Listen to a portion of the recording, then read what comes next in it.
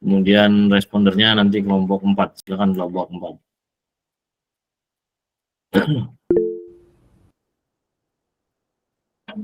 Izin Pak. Ya. Kemarin kelompok 7 kalau tidak salah belum sempat presentasi Pak, jadi masih. Oh, belum ya? Iya Pak. Ya, berarti dimulai dari kelompok 7. Silakan kelompok 7. Oke, kemudian dibatasi begitu ya. Presentasinya dibatasi 15 menit. 10 menit presentasi, 5 menit tanya jawab, diskusi. Kemudian langsung saja to the point kepada struktur yang dirancang, kemudian alur proses. Alur proses dari kegiatan operasional perusahaan tersebut begitu. Poin-poinnya itu yang diutamakan ya. Silakan.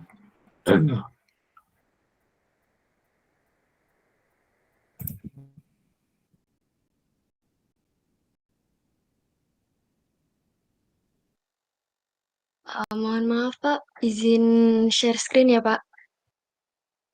Ya, silakan.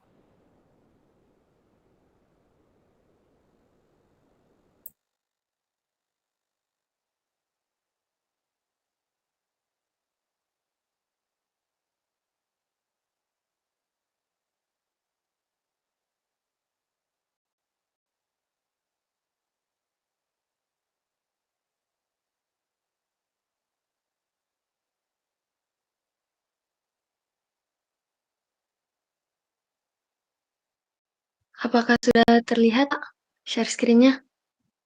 Sudah.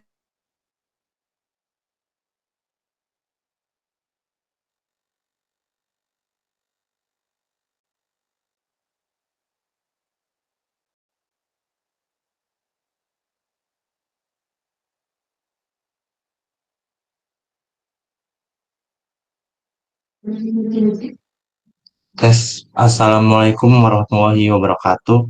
Selamat siang semuanya. Yang terhormat Bapak Muhammad Iqbal STMM selaku dosen pengampu mata kuliah organisasi dan manajemen perusahaan industri, serta teman-teman yang saya banggakan. Kami dari kelompok 7 ingin mempresentasikan hasil kerja kelompok kami mengenai tugas perancangan organisasi ataupun perancangan perusahaan. Next, adapun anggota kelompok kami yang itu yang pertama ada Raffi Sofiansah dengan NIM 07, terus Anissa Putri dengan NIM 029, dan saya sendiri Ahmad Ika Saputra dengan NIM 089, terus selanjutnya ada Nova dengan NIM 123, terus Chris John dengan NIM 154. Next.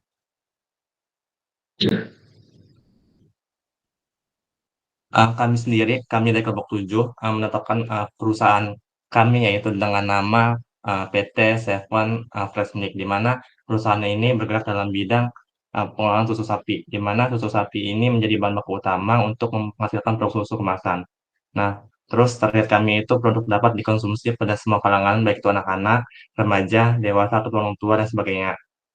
Nah, tentu saja terdapat berbagai macam varian rasa yang bisa dipilih oleh konsumen itu sesuai kesukaan ataupun kegemaran konsumen. Next.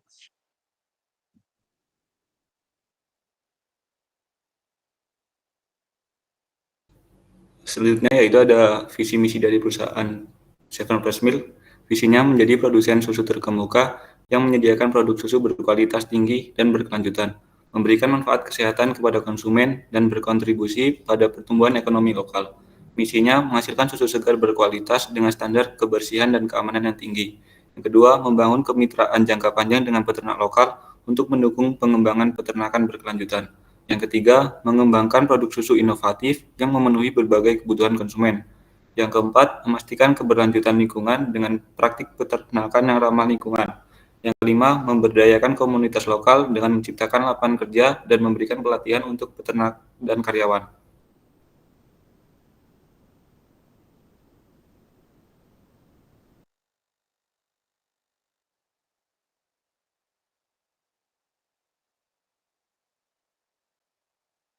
Kemudian ada struktur organisasi yang kami pakai. Yang pertama itu ada direktur utama. Direktur utama sendiri bertugas untuk merumuskan dan menetapkan suatu kebijakan dan program umum perusahaan itu sendiri. Lalu di bawahnya ada sekretaris perusahaan. Sekretaris perusahaan bertugas untuk surat menyurat, pengetikan filing, menerima tamu, dan membuat jadwal pertemuan dan perjanjian dengan perusahaan lain. Lalu ada internal audit. internal audit bertugas sebagai melakukan evaluasi independen dan objektif terhadap berbagai aspek operasi organisasi, sistem, prosedur, dan kontrol internal. Struktur perusahaan kami dibagi menjadi 6 departemen yang dikepalai oleh seorang manajer. Yang pertama ada manajer SDM. Manajer SDM ini berperan sebagai mengurus segala keperluan karyawan mulai dari proses perekrutan, training, evaluasi, penggajian, konsultasi, administrasi, dan sebagainya. Dari manajer SDM ini terbagi menjadi 2 supervisor. Yang pertama ada supervisor HR dan supervisor rekrutmen dan seleksi. Lalu ada manajer yang kedua yaitu manajer operasional. Manajer operasional bertugas untuk mengkoordinasikan dan mengendalikan aktivitas produksi dan distribusi unit operasional, bertanggung jawab terhadap kegiatan manajerial, produktivitas, hingga melakukan kontrol terhadap efektivitas dan efisiensi yang sejalan dengan kebijakan di perusahaan. Dari manajer operasional ini terbagi menjadi 2 supervisor. Yang pertama ada supervisor logistik dan yang kedua ada supervisor lapangan. Lalu supervisor lapangan ini terbagi menjadi 3. Yang pertama ada keamanan, kesehatan, dan keselamatan kerja. Yang kedua ada staf kebersihan, dan yang terakhir ada satpam. Lalu departemen selanjutnya yaitu manajer produksi. Terbagi manajer produksi bertugas sebagai yang melakukan perencanaan dan pengorganisasian, pengendalian, persediaan, dan pengadaan bahan, dan mengawasi jalannya produksi. Ini terbagi menjadi 2. Yang pertama supervisor produksi, dan yang kedua supervisor quality control. Lalu departemen yang keempat dikepalai oleh manajer pemasaran. Manajer pemasaran bertugas untuk membuat rencana strategi pemasaran yang mengacu pada orientasi pasar dengan menyesuaikan sumber daya perusahaan. Dari manajer pemasaran ini terbagi menjadi 2 lagi. Yang pertama ada supervisor perencanaan dan pemasaran, dan yang kedua ada supervisor penjualan umum. Lalu departemen yang kelima ada keuangan yang dikepalai oleh manajer keuangan. Manajer keuangan sendiri bertugas untuk menyusun perencanaan keuangan perusahaan, mengoperasikan kebutuhan keuangan perusahaan, dan menentukan keputusan terkait investasi. Departemen ini juga terbagi menjadi 2, yaitu administrasi dan akuntansi. Lalu departemen terakhir yang dikepalai oleh manajer teknologi dan informasi. Manajer teknologi dan informasi bertugas untuk mengevaluasi kebutuhan teknologi perusahaan dan mencari cara untuk mengupgrade baik produk maupun sistem, dan mengevaluasi kebutuhan IT perusahaan. Ini juga terbagi menjadi 2, yaitu supervisor mekanik dan supervisor sistem informasi.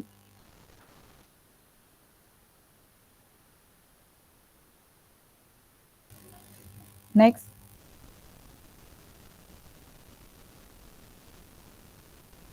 Baik, di sini saya akan menjelaskan mengenai analisis produksi. Analisis produksi terbagi menjadi 2, yaitu proses produksi dengan target produksi sendiri. Proses produksi dari perusahaan PT Seven Fresh Milk melakukan proses produksi dengan beberapa tahapan, yaitu sebagai berikut. Yang pertama itu mengambil susu sapi yang sudah diperah oleh peternak. Kemudian ada pemeriksaan susu sapi oleh operator quality control. Setelah itu dilakukan pemeriksaan susu yang telah dimasukkan ke dalam pabrik melalui pipa-pipa, dan pipa tersebut itu, dari pipa tersebut susu tersebut mengalir ke tangki pencampuran. Lalu susu dipindahkan ke tangki homogenisasi, di mana pada proses ini tuh lemak susunya itu dihaluskan. Kemudian setelah lemak susu dihaluskan, maka akan disterilisasi menggunakan teknologi UHT atau ultra high temperature. Lalu ada susu sapi kemudian dikemas menggunakan kemasan aseptik agar tidak kemasukan bakteri seperti itu. Yang kemudian ada susu yang sudah dikemas akan masuk ke mesin pemasangan sedotan. Lalu susu kotak yang sudah dikemas akan dilakukan pemeriksaan ulang kembali. Dan terakhir yaitu kemudian susu tersebut itu akan diambil 10 sampel kotak susu yang akan disimpan selama 1 minggu dan diperiksa di laboratorium apakah dia itu layak untuk dipasarkan atau tidak.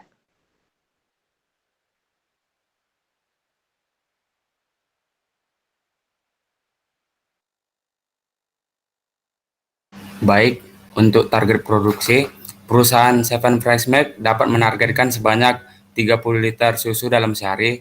Produk susu yang sudah jadi ini akan dibungkus dalam kemasan 250 ml, sehingga dalam satu hari perusahaan Seven Fresh Milk dapat menghasilkan sebanyak 120.000 kemasan produk per hari.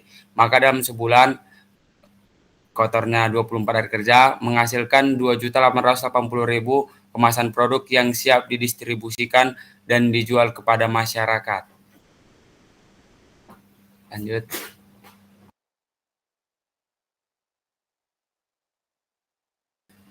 Strategi pemasaran. Strategi pemasaran yang dilakukan adalah melalui digital atau melalui sosial media untuk mencapai audiens tentang produk kami. Yang kedua itu bermitra atau bekerja sama dengan gerai atau toko untuk mendistribusikan produk kami. Yang ketiga meluncurkan konten atau kampanye tentang pentingnya mengkonsumsi susu segar dengan kualitas terbaik. Dan yang keempat itu berpartisipasi dalam menjangkau calon pembeli melalui kegiatan-kegiatan masyarakat untuk membangun hubungan baik dengan masyarakat. Lanjut. Oke, cukup ya.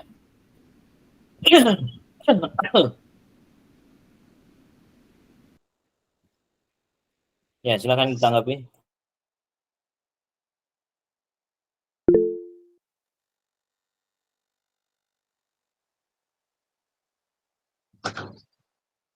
Iya, silakan Lisya. Izin bertanya, tadi kan di struktur organisasinya kan ada di departemen produksi itu kan di bawahnya kan ada operator ya. Izin bertanya tentang yang di proses produksi tadi kan ada pengambilan susu sapinya ya. Jadi kan operator itu tuh dia tuh jadinya pengambilannya itu pakai mesin atau pakai ini tenaga manusia. Jadi kan di sini ada operator ya. Jadi di situ mau nanyanya dia tuh cara pengambilan susu sapinya tuh pakai mesin atau pakai tenaga manusia.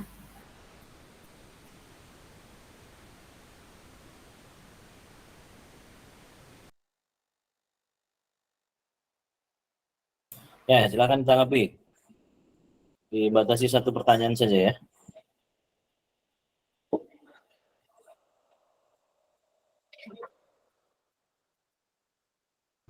Izin masuk Pak, izin menanggapi bahwasannya kita itu bermitra dengan peternak. Jadi peternak itu memeras susu sapinya menggunakan mesin.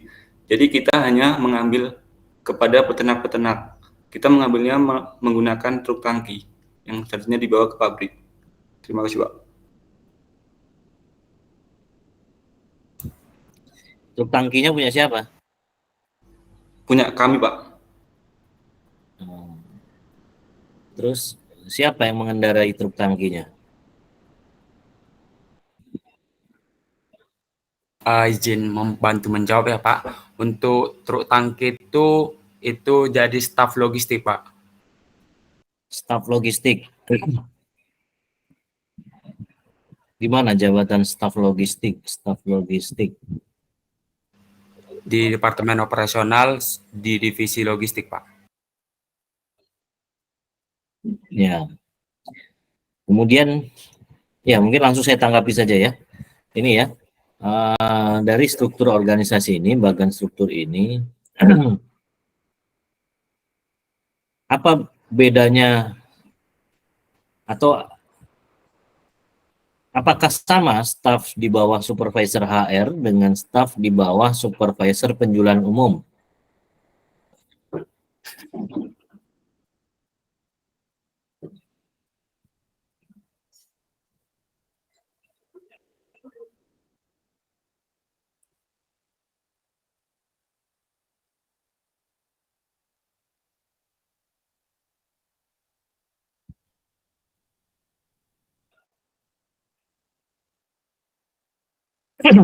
Halo?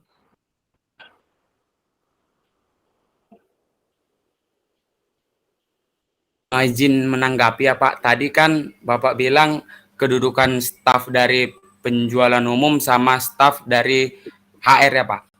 Ya. Kedudukannya itu sama Pak. Sama-sama staf Pak. Cuman beda di departemen saja Pak. Ya.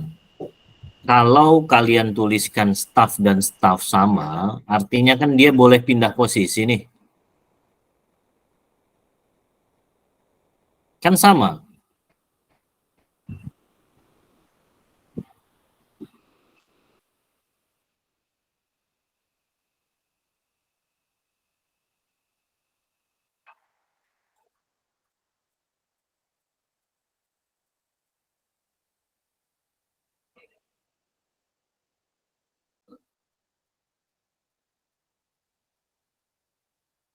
Ya, baiknya langsung disebutkan saja begitu ya. Dia staf apa? Misal supervisor HR, di bawahnya ada staf HR. Supervisor penjualan umum, di bawahnya ada staf penjualan umum. Supaya menjadi tidak rancu. Kalau begini kan staf di satu posisi, di satu departemen dengan staf di departemen lain, seolah-olah sama begitu ya. Baik, Pak. Seolah-olah boleh diisi siapapun begitu. Baik, Pak. Terima Oke, kasih atas masukannya, Pak. Kemudian kalau dia driver begitu ya, apa sih bedanya driver dengan staff? Kalau tadi ada di bawah logistik ya, ada supervisor logistik, ada staff logistik. Apa yang kira-kira membedakan antara staff logistik dengan driver?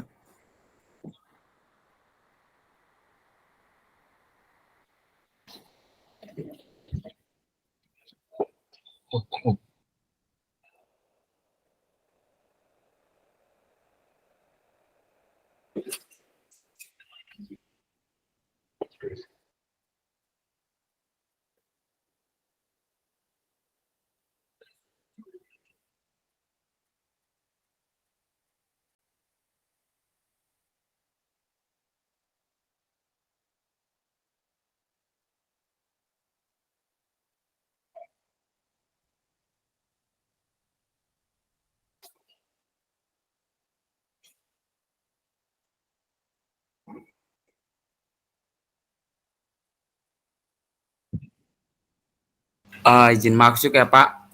Ya. Tadi bedanya staff sama jadi driver ya, Pak? Ya.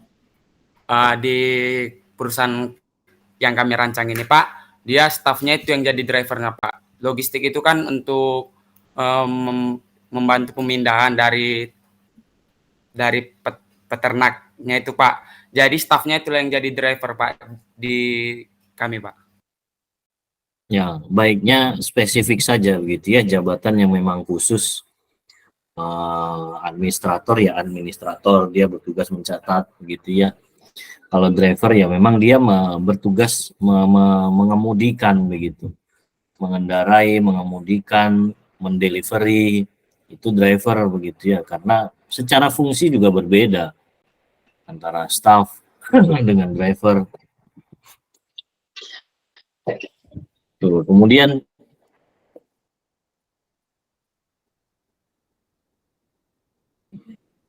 sebenarnya proses dari para petani peternak susu itu diserahkan langsung kepada driver itu, gitu, susunya. Kurang lebih seperti itu, Pak. Nanti kan para Yang melakukan peternak penimbangan siapa?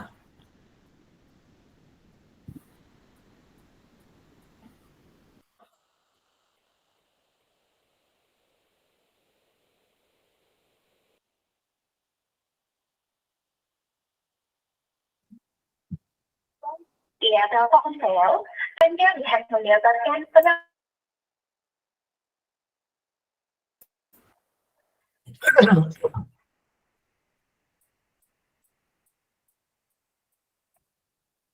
Ya, ya saran saya langsung spesifik saja begitu ya, spesifik saja kepada jabatan-jabatan apa, mengerjakan apa begitu, supaya ya terlihatlah di dalam struktur ini siapa bertanggung jawab terhadap apa, gitu ya. Baik, cukup dari kelompok 7, silakan dilanjut kelompok 1.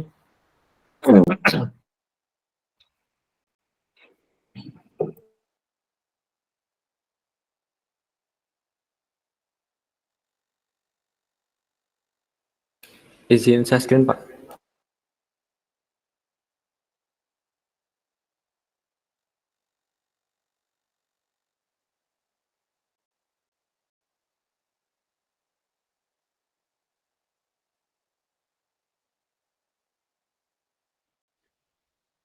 Assalamualaikum warahmatullahi wabarakatuh.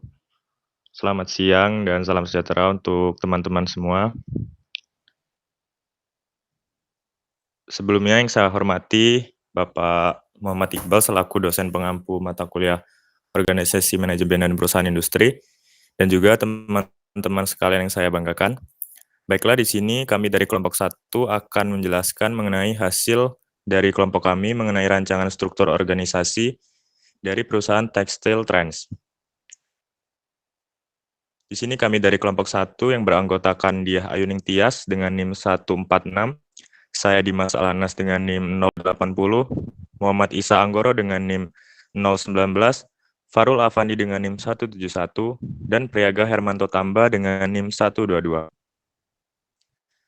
Kemudian pada presentasi hari ini, kelompok kami mengambil beberapa headline yang akan dibahas, yakni yang pertama adalah deskripsi perusahaan, yang kedua visi misi perusahaan, yang ketiga adalah output dan tujuan perusahaan, yang keempat adalah struktur organisasi perusahaan, yang kelima adalah proses produksi, dan yang terakhir adalah proses distribusi. Kemudian untuk materi selanjutnya akan dilanjutkan oleh teman saya Priyaga. Masuk Pak, saya di sini akan menjelaskan tentang Textile Trends. Textile Trends merupakan perusahaan garmen yang bergerak dan berfokus pada produksi, desain, dan penjualan pakaian siap pakai. Perusahaan garmen adalah perusahaan yang bergerak di bidang produksi pakaian atau tekstil secara massal. Perusahaan garmen biasanya dilengkapi dengan berbagai mesin dan memiliki sistem manajemen dan administrasi yang lebih baik dibandingkan dengan konveksi. Proses produksi dalam perusahaan garmen meliputi beberapa tahapan, mulai dari pemilihan bahan baku hingga menjadi produk jadi. Setelah bagian-bagian pakaian dijahit, tahap penyelesaian dilakukan seperti penambahan aksesoris, pengepresan, pembersihan, dan pemeriksaan kualitas. Oleh karena itu, perusahaan ini terlibat dalam semua kegiatan produksi mulai dari potongan kain, penjahitan, finishing, hingga distribusi.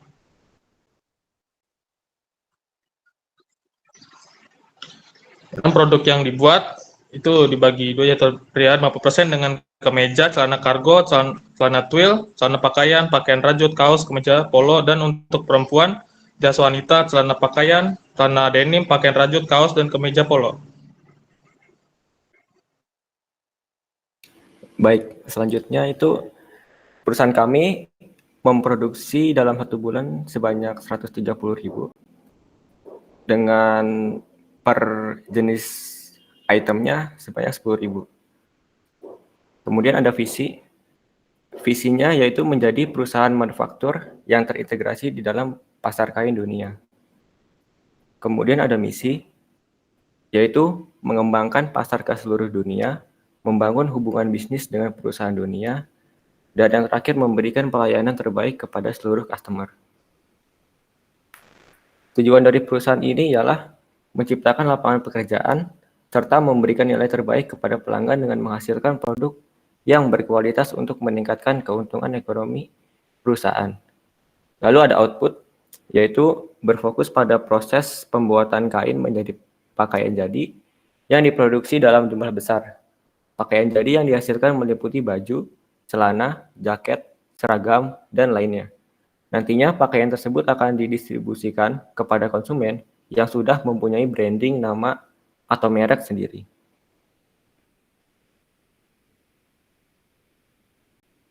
Selanjutnya ada struktur organisasi dari Textile Trends sendiri, yang dimana pada garis hierarki paling atas itu ada direktur utama, yang dimana setiap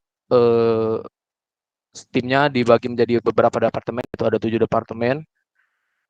Yang pertama ada manajer produksi, manajer perusahaan penjualan, yang ketiga ada manajer keuangan, yang keempat ada manajer sumber daya manusia, yang kelima ada manajer teknologi informasi, yang keenam ada manajer logistik, dan yang ketujuh ada manajer maintenance.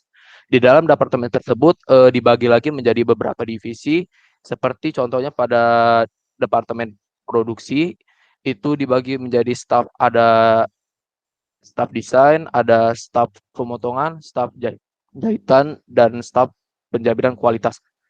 Lalu di departemen manajer pemasaran dan penjualan itu ada divisi pemasaran, penjualan, dan juga ada distribusi. Lalu ada di departemen keuangan itu ada staf akuntansi, staf anggaran, dan staf manajemen kas. Lalu selanjutnya di manajemen sumber daya manusia itu ada staf rekrutmen dan juga staf pelatihan. Selanjutnya di manajer teknologi informasi itu membawahi staf informasi, customer service, dan juga staf infrastruktur. Di manajer logistik itu di bawahnya ada staf pengadaan bahan baku dan juga staf pengiriman dan penyimpanan produk. Selanjutnya di manajer maintenance itu membawahi staf pemeliharaan mesin. Untuk direktur utama, yang kita tahu sendiri bahwa direktur utama itu bertanggung jawab atas pengambilan keputusan strategis dan arahan umum dari perusahaan itu tersendiri. Selanjutnya ada manajer operasional, manajer produksi, yaitu dia bertanggung jawab atas seluruh operasi produksi, termasuk desain produk, pemotongan, jahitan, dan kualitas kontrol. Selanjutnya ada manajer pemasaran dan penjualan. Dia bertanggung jawab atas pemasaran produk, distribusi, dan penjualan kepada pembeli atau pelanggan. Dalam seorang manajer keuangan, dia bertanggung jawab mengelola aspek keuangan perusahaan termasuk akuntansi, anggaran, dan manajemen kas. Manajer sumber daya manusia, dia bertanggung jawab mengelola rekrutmen, pelatihan, dan manajemen karyawan. Selanjutnya ada manajer teknologi informasi. Seorang manajer teknologi informasi bertanggung jawab menangani infrastruktur, sistem informasi, dan perangkat lunak yang mendukung perusahaan. Selanjutnya, manajer logistik bertanggung jawab untuk merencanakan dan mengelola keperluan logistik, gudang, transportasi, dan pelayanan pelanggan. Mereka juga bertanggung jawab untuk memantau kualitas dan kuantitas barang, jumlah stok, dan alur pengiriman dan penerimaan barang, serta mengoptimalkan alur pengiriman dan penerimaan barang. Manajer maintenance sendiri bertanggung jawab atas seluruh perawatan, perbaikan, dan pemeriksaan mesin, melakukan inspeksi fasilitas secara berkala untuk memastikan kondisi yang baik, serta memastikan pemeliharaan dan perbaikan dilakukan sesuai dengan jadwal dan prioritas yang telah ditentukan. Selanjutnya adalah mesin produksi yang dipakai pada perusahaan Textile Trends, ya adalah mesin jahit, kemudian ada mesin potong, mesin overlock, mesin bordir, mesin obras, dan mesin cetak. Pada proses produksi pada Textile Trends, yang pertama itu adalah pemesanan bahan baku. Tahap ini meliputi pemesanan bahan baku yang dibutuhkan untuk produksi pakaian. Kemudian ada inspeksi bahan baku, yaitu pemeriksaan kualitas dan kuantitas bahan baku sebelum diproses ke proses selanjutnya. Kemudian ada pembuatan pola pakaian. Tahap ini meliputi pembuatan pola dasar atau pola master yang akan digunakan untuk memotong kain. Kemudian ada pemotongan kain, yaitu pemotongan kain sesuai dengan pola yang telah dibuat sebelumnya. Tahap selanjutnya adalah penjahitan, yaitu penjahitan bagian-bagian pakaian sesuai dengan pola yang telah dipotong.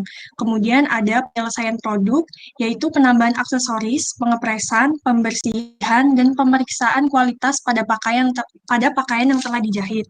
Selanjutnya ada kualitas kontrol, yaitu untuk memastikan bahwa produk yang dihasilkan memenuhi standar kualitas yang ditetapkan. Kemudian tahap terakhir adalah pengemasan produk, yaitu meliputi penyiapan dan pengiriman dan penyimpanan barang. Selanjutnya adalah proses distribusi. Tahapan yang pertama yaitu penentuan saluran distribusi. Saluran distribusi dapat berupa distribusi langsung ataupun distribusi tidak langsung, di mana distribusi langsung ini adalah ketika perusahaan garmen menjual produk langsung ke konsumen tanpa melalui perantara. Sedangkan distribusi tidak langsung adalah ketika perusahaan garmen menjual produk melalui perantara seperti distributor atau agen. Selanjutnya adalah pemilihan metode distribusi. Pemilihan metode distribusi dapat dilakukan dengan menggunakan distribusi intensif, distribusi selektif, atau distribusi eksklusif. Tahap selanjutnya adalah penjualan produk, yaitu penjualan produk dapat melalui toko online, toko fisik, atau agen, ataupun distributor.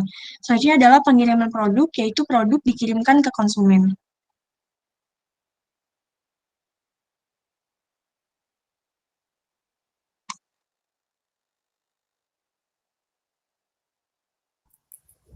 Baiklah, sekian materi dari kelompok kami. Bagi teman-teman yang ingin menanggapi, saya persilakan.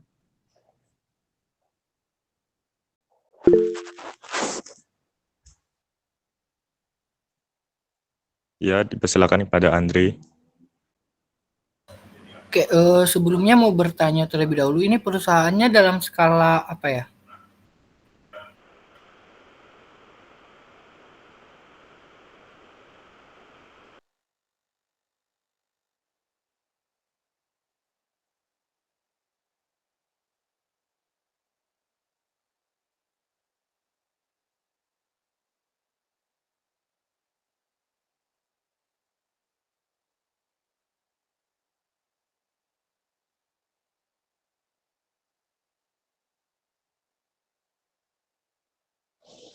Dalam skala nasional.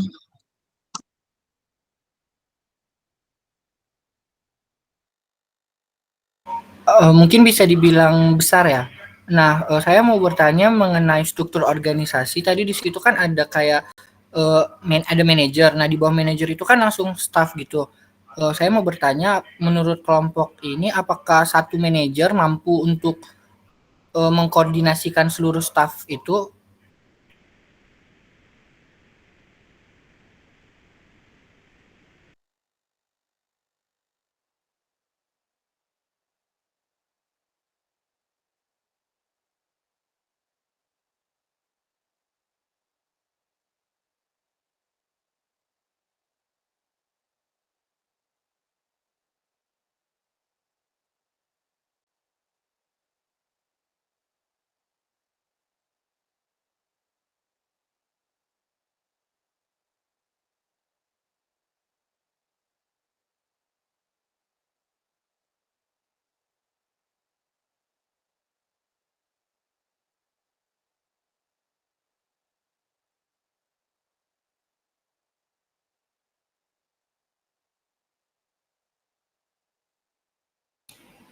Izin menjawab.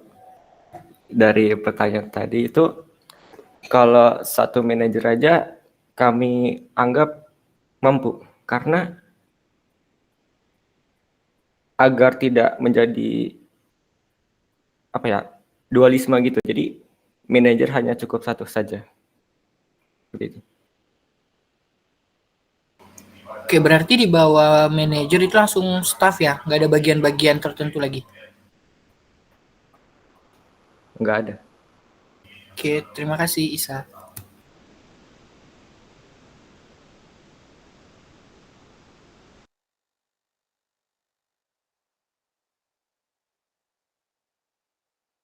Nah, baik. Mungkin sedikit saya menanggapi.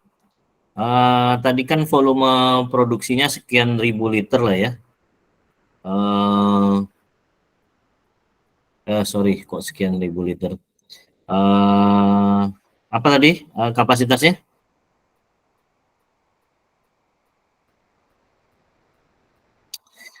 10.000 PCS. Oke, coba lihat di strukturnya.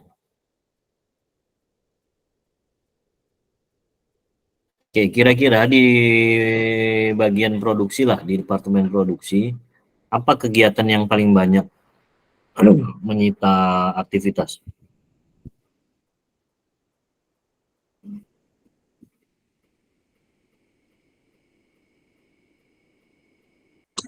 Izin menjawab Pak, mungkin di bagian penjahitan Pak. Ya, oke, penjahitan. Kemudian, apakah penjahitan akan dikerjakan satu orang atau satu mesin? Tidak Pak, di tim penjahitan sendiri itu dikerjakan oleh sekitar 150 orang. Oke, dari 150. Dengan mesin jahit sekitar. Mesin jahit berapa? Mesin jahitnya sekitar.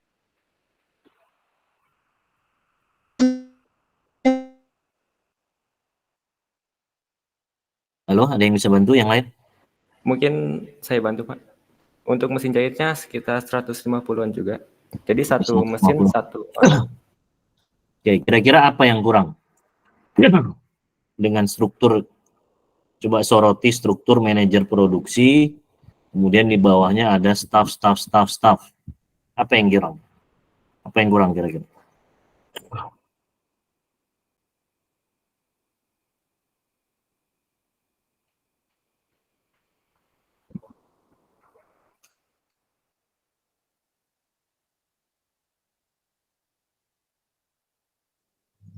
Izin menjawab Pak.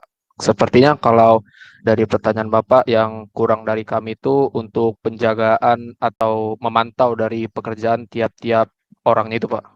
Ya. Tiap-tiap pekerjaan. Artinya sedikit tidak logis begitu ya. Saya nggak tahu kalau kalian berargumen bahwa itu akan menjadi logis. Seorang manajer produksi, dia mengawasi sekian banyak staf yang langsung ada di bawahnya, gitu ya. Dia tidak mendapatkan bantuan supervisor, leader, atau mandor, begitu ya, untuk menjalankan fungsi pengawasan. Nah, menurut kalian gimana?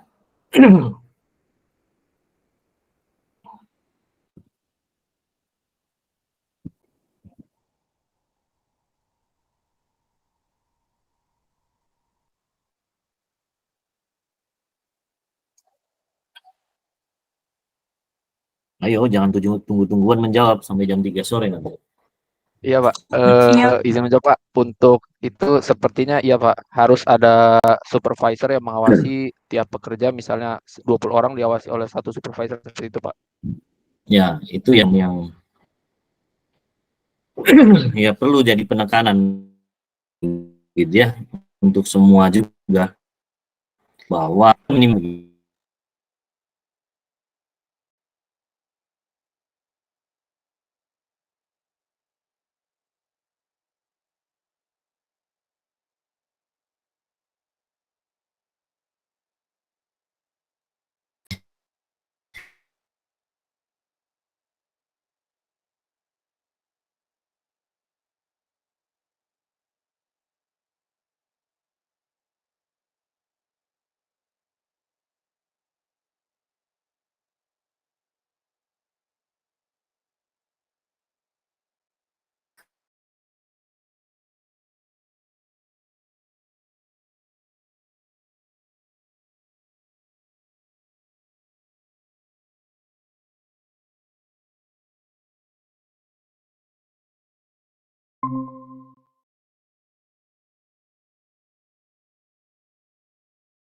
beberapa pekerja di level 4 tadi, misal ada 5 atau ada 10 staf jahitan, 5 staf desain, pemotongan sekian dan seterusnya, maka perlu ada satu orang atau beberapa pengawas level supervisor begitu ya. Sebentar.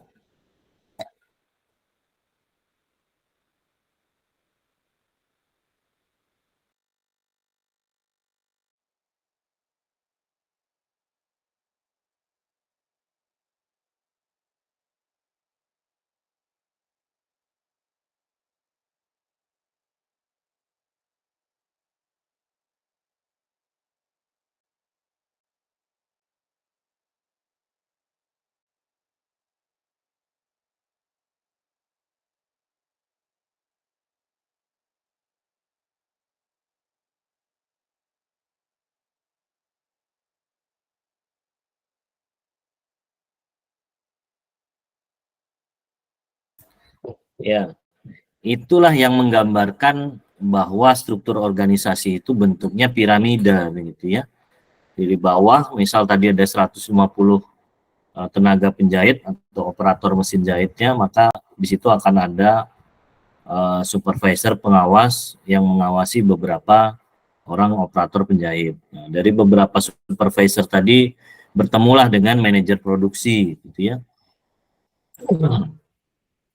Dari beberapa manajer baru muncul direktur. Itu fungsinya ya masing-masing akan menjalankan fungsi yang diamanahkan begitu ya, berkaitan dengan tugas dan tanggung jawabnya.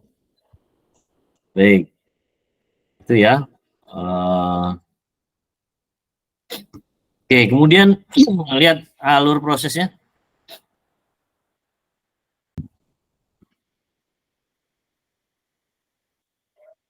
Oke, pemesanan bahan baku. Sebelum dipesan, siapa yang menentukan bahan bakunya butuhnya apa saja?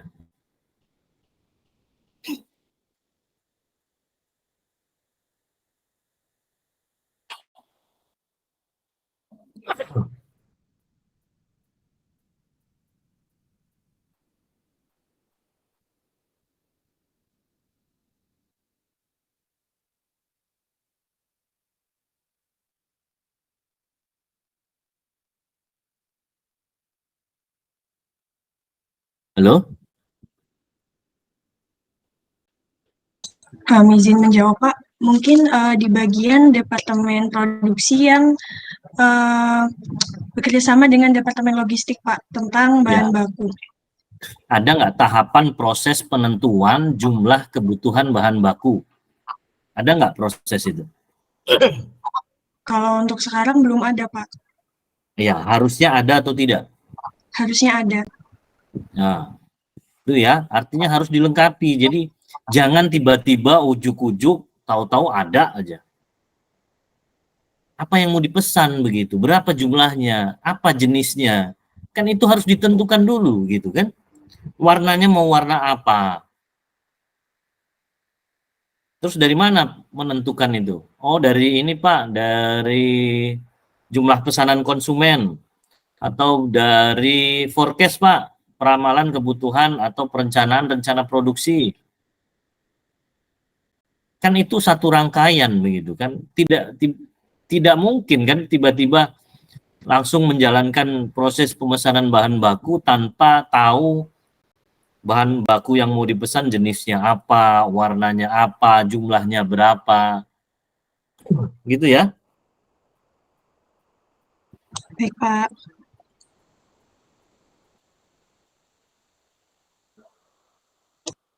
Oke, setelah pemotongan kain apa ini? Oke, penjahitan, kemudian penyelesaian produk, quality control.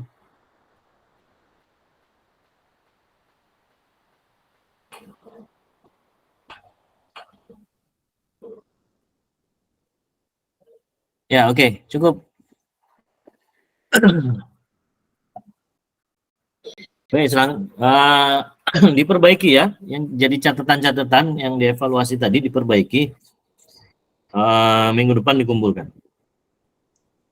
Baik, Pak. Berikutnya kelompok 5, respondernya dari kelompok 1, silakan.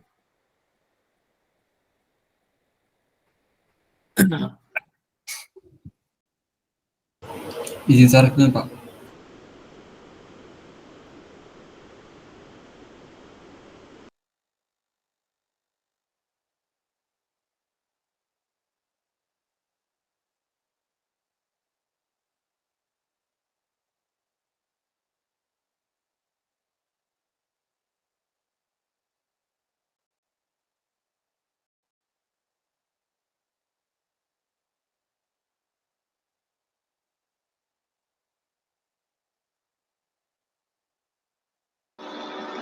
Assalamualaikum warahmatullahi wabarakatuh. Selamat siang Pak Iqbal, selamat siang teman-teman. Di sini kami dari kelompok 5 ingin mempresentasikan hasil organisasi dan manajemen industri kami. Di sini kelompok 5 beranggotakan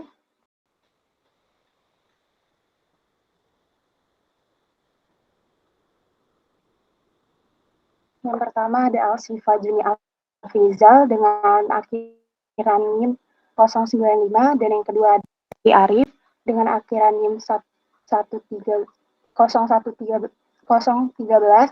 Yang ketiga ada Anggia Sabila dengan akhiran NIM 055 dan dengan saya sendiri Tersia Marita Sialari dengan akhiran NIM 125 dan yang terakhir ada Yogi Nikolas Pasaribu dengan akhiran NIM 157.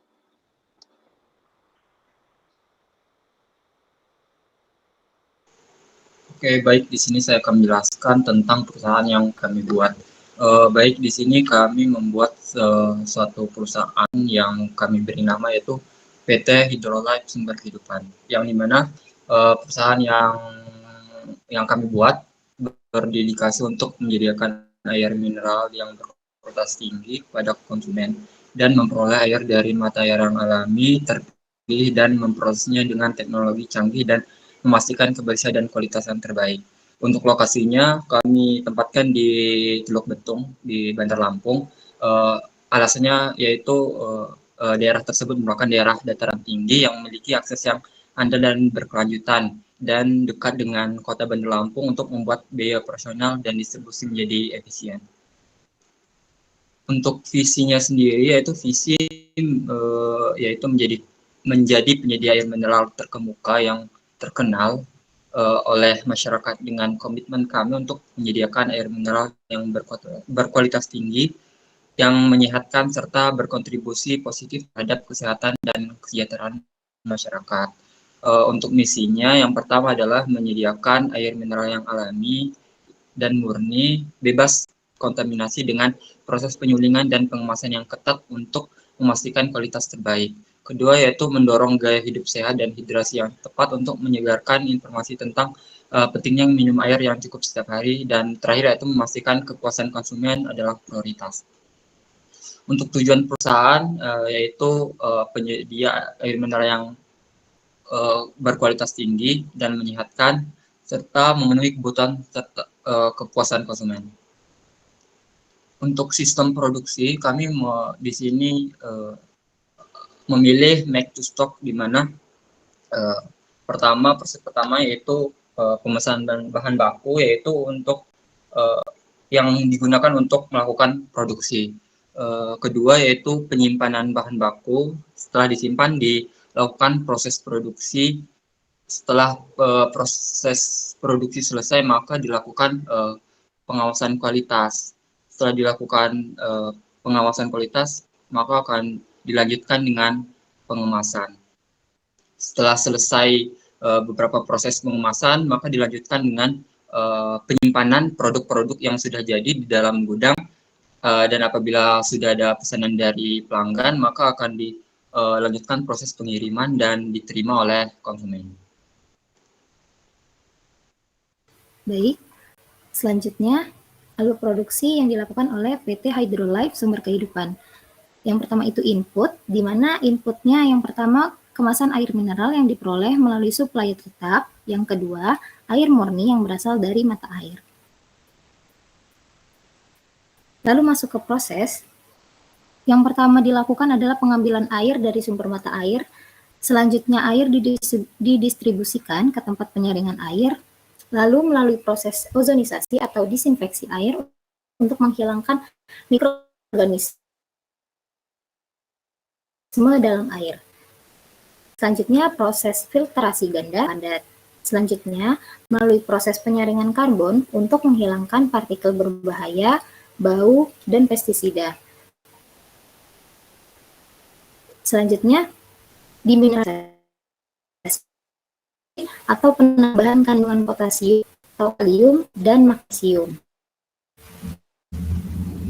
Selanjutnya, kemudian diisi ke dalam botol yang bersih dan steril, lalu botol kemudian ditutup dengan kapsul atau tutup yang rapat untuk mencegah kontaminasi. Setelah proses pengisian dan penutupan air mineral, maka akan menuju proses pemberian label. Selanjutnya, output yang dikeluarkan adalah air mineral kemasan ukuran 480 ml dan air mineral kemasan ukuran 1,5 liter. Selanjutnya adalah struktur organisasi. Untuk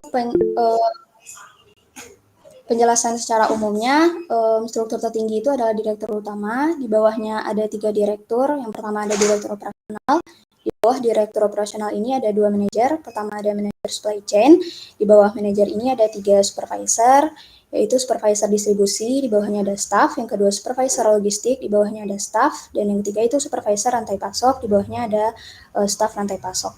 Manajer selanjutnya ada manajer produksi. Di bawahnya ini ada 3 supervisor. Yang pertama supervisor produksi, di bawahnya ada operator mesin.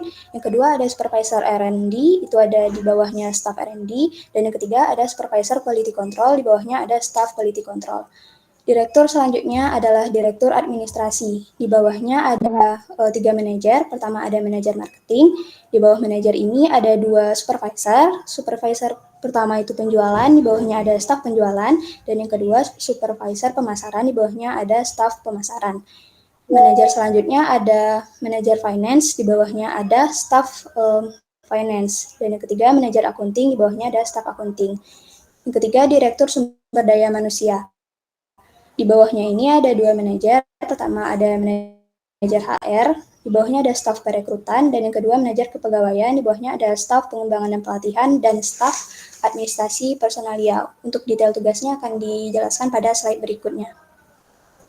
Yang pertama ada direktur utama sebanyak 1 orang, bertugas untuk membuat rencana jangka panjang agar perusahaan bergerak sesuai visi misi yang ada, mengambil keputusan untuk pertumbuhan perusahaan, memimpin direktur lain dalam perusahaan, membangun dan menjaga hubungan strategis dengan mitra bisnis, pemasok, dan pihak lain yang relevan, dan menjadi wakil perusahaan ketika ada pertemuan yang penting.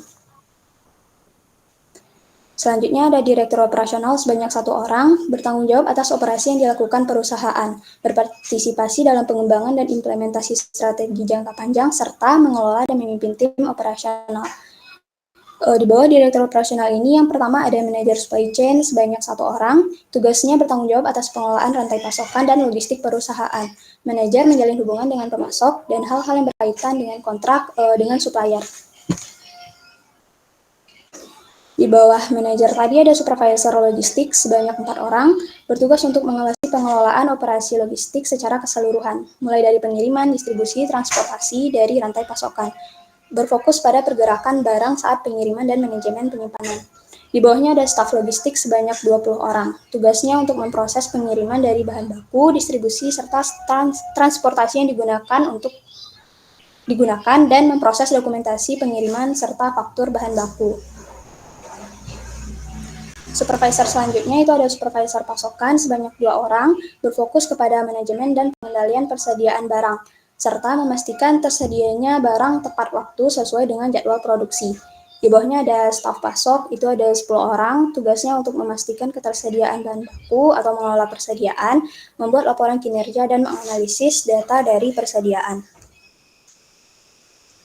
Yang kedua, ada manajer produksi, yaitu mengawasi hal-hal yang berkaitan dengan produksi perusahaan.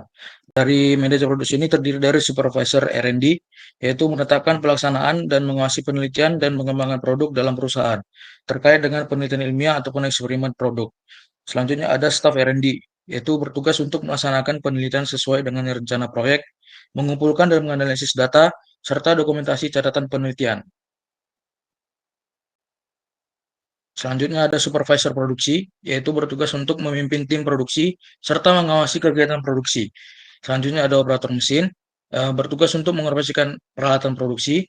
Yang selanjutnya itu ada supervisor quality control, yang bertugas untuk memastikan produk diproduksi sesuai spesifikasi. Yaitu supervisor quality control terdiri dari staff quality control, yang bertugas untuk melakukan pengujian terhadap kualitas produk serta pembuatan laporan dan menangani keluhan pelanggan terkait dengan kualitas produk.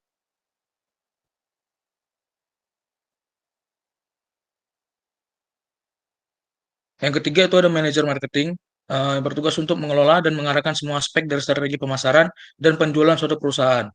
Terdiri dari supervisor penjualan, yaitu mengawasi dan bertanggung jawab atas aktivitas penjualan dari perusahaan. Selanjutnya ada staf penjualan, yaitu menjalankan aktivitas penjualan dari produk, menerima pesanan, dan pemrosesan permintaan. Selanjutnya ada supervisor pemasaran, bertugas untuk mengawasi dan bertanggung jawab dari kegiatan pemasaran dari perusahaan. Selanjutnya ada staf pemasaran yang bertugas memantau perubahan-perubahan atau aktivitas di pasar, penyusunan media pemasaran, dan mengelola akun media sosial, serta menganalisis data dari promosi yang dilakukan. Selanjutnya itu ada direktur administrasi yang memiliki tanggung jawab utama dalam mengelola berbagai aspek administratif dan keuangan suatu perusahaan. Terdiri dari 1 manajer finance, yaitu memanajemen keuangan dari perusahaan, merencanakan keuangan jangka panjang dan jangka pendek, memutuskan alokasi SD ke berbagai proyek atau aset untuk pengembalian optimal. Selanjutnya ada staff finance, itu berfungsi untuk mengelola investasi perusahaan, menyusun anggaran perusahaan, dan memastikan anggaran efisien.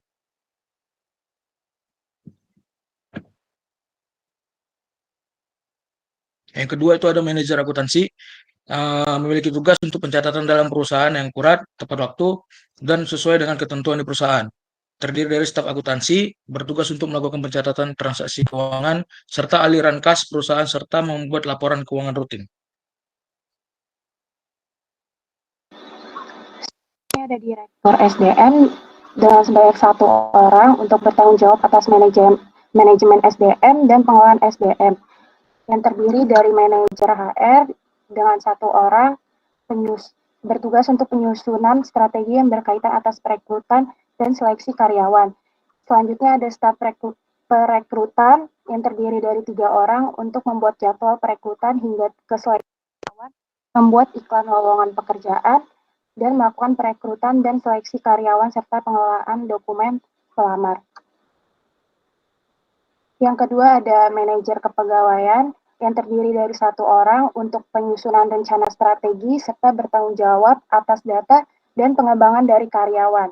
Selanjutnya ada staf pelatih pengembangan terdiri dari 3 orang yang bertugas untuk melakukan pelatihan dan pengembangan karyawan. Selanjutnya ada staf administrasi personalia yang terdiri dari 3 orang untuk melakukan pengelolaan data pribadi karyawan, absensi, dan gaji pada karyawan. Sekian presentasi dari kami. Ada yang ingin ditanyakan? Silahkan.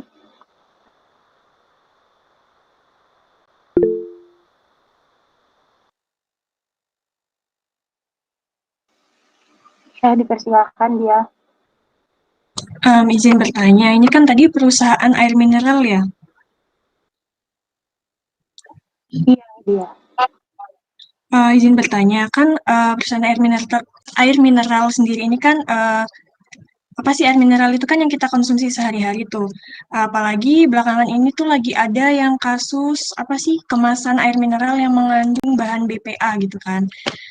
Gimana sih perusahaan ini memastikan gitu aspek kualitas dan keamanan produk air mineralnya. Terus apakah ada pihak yang bertanggung jawab terkait kontrol kualitas tersebut? Baik, terima kasih.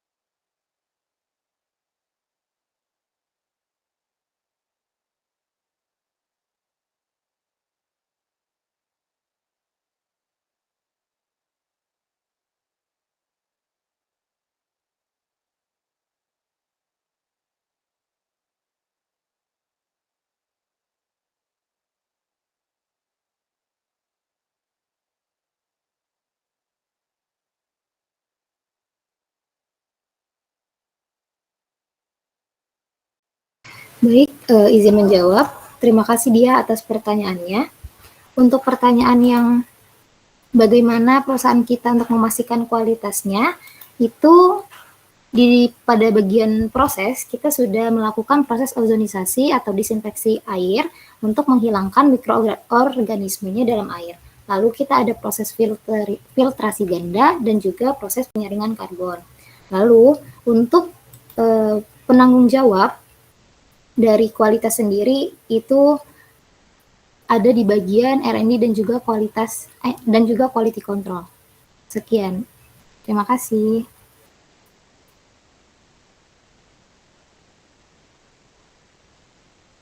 Oke, terima kasih sih Pak.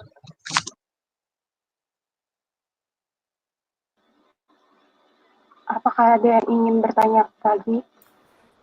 Oke, cukup. Pertanyaannya dibatasi 1 saja. Oke, kemudian dari saya coba lihat slide sebelum ini.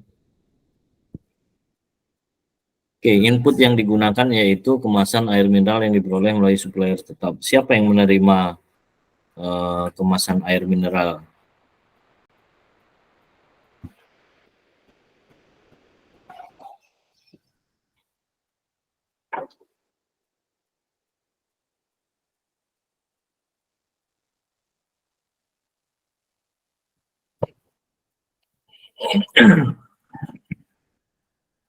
Untuk yang menerimanya sendiri dari staf logistik, Pak.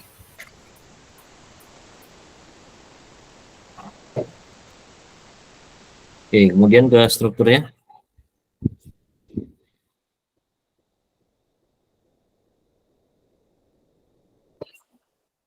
Ya, yang menentukan jumlah atau volume yang dipesan kepada supplier siapa?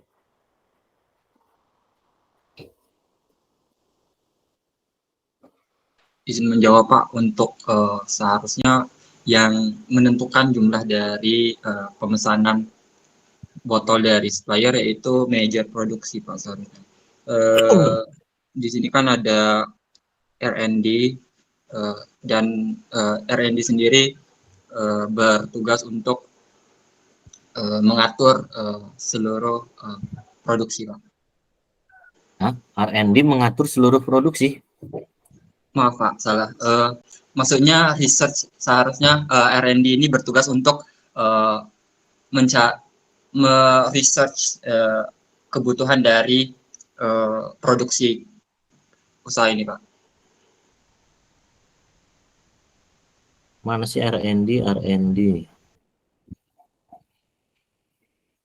R&D-nya aja nggak ada kan ya? Oh, ada supervisor R&D di manajemen produksi. Ya, mestinya tadi kebutuhan botol dari supplier itu ditentukan oleh manajer produksi berdasarkan jumlah produksi yang akan dibuat, begitu ya. Maka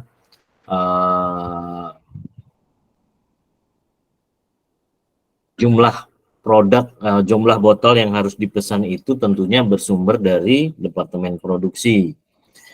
Departemen produksi mau produksi berapa banyak begitu kan, nah, tentunya sebanding dengan botol yang dibutuhkan.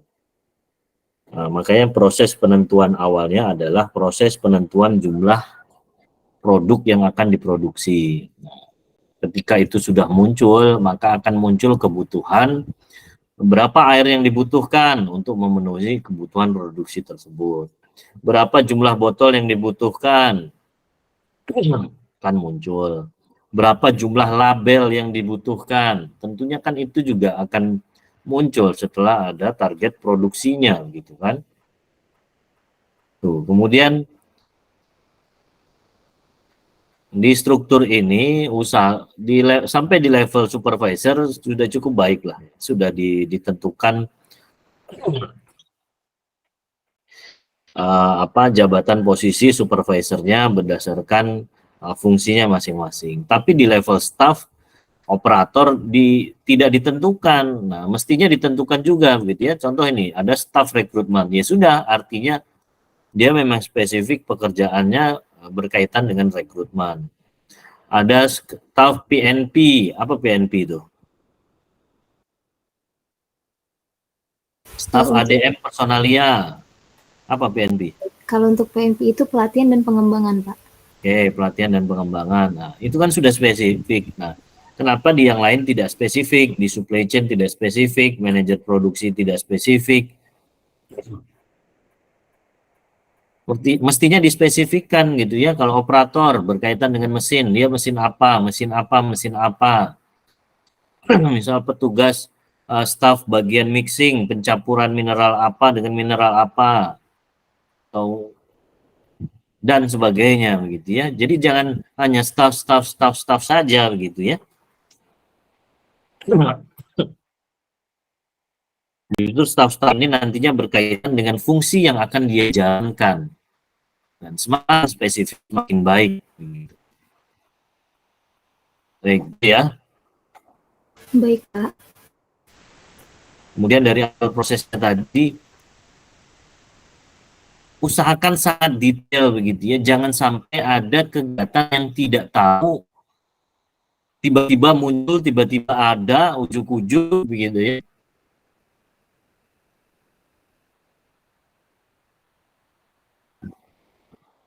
Sehingga alur prosesnya itu tidak ya memang runut gitu ya, runutan prosesnya itu runut. Ketika akan produksi itu apa dulu yang ditentukan begitu. Baik, silakan kelompok berikutnya, kelompok 3, respondernya dari kelompok 2, silakan.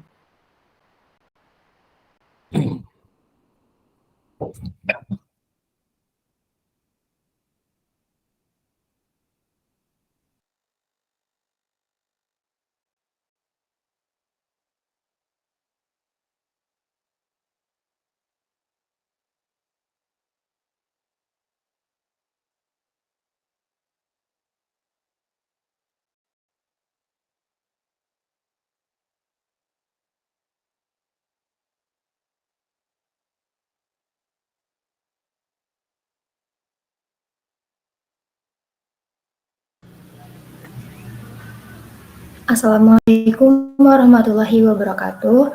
Selamat siang. Sebelumnya saya mau mengucapkan terima kasih kepada Pak Iqbal selaku dosen pengampu mata kuliah OMPI dan juga teman-teman semuanya, yang mana pada kesempatan ini kami selaku kelompok 3 mampu mempresentasikan tugas struktur organisasi dengan berbagai elemennya.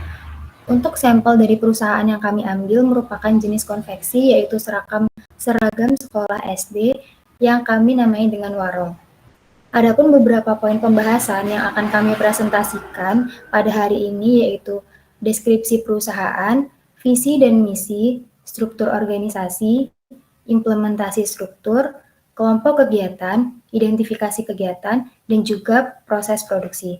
Sebelum masuk ke pemaparannya, izinkan kami untuk memperkenalkan diri.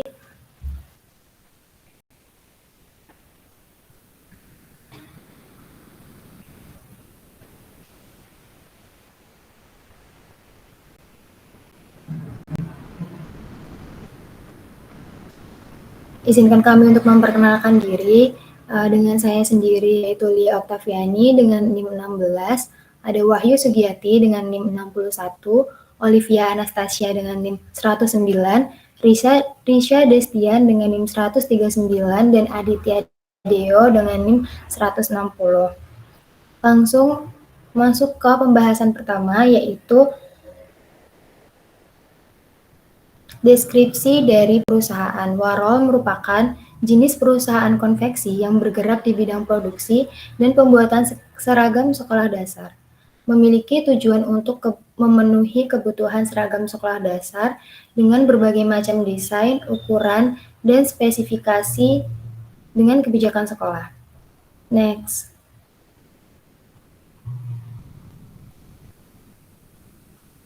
Untuk visi misi dari suatu perusahaan ini untuk mencapai tujuannya, yaitu yang pertama, visinya menjadi pemimpin dalam industri produksi seragam untuk anak-anak tingkat dasar, dikenal atas kualitas dasar dan kualitas dalam desain yang inovatif.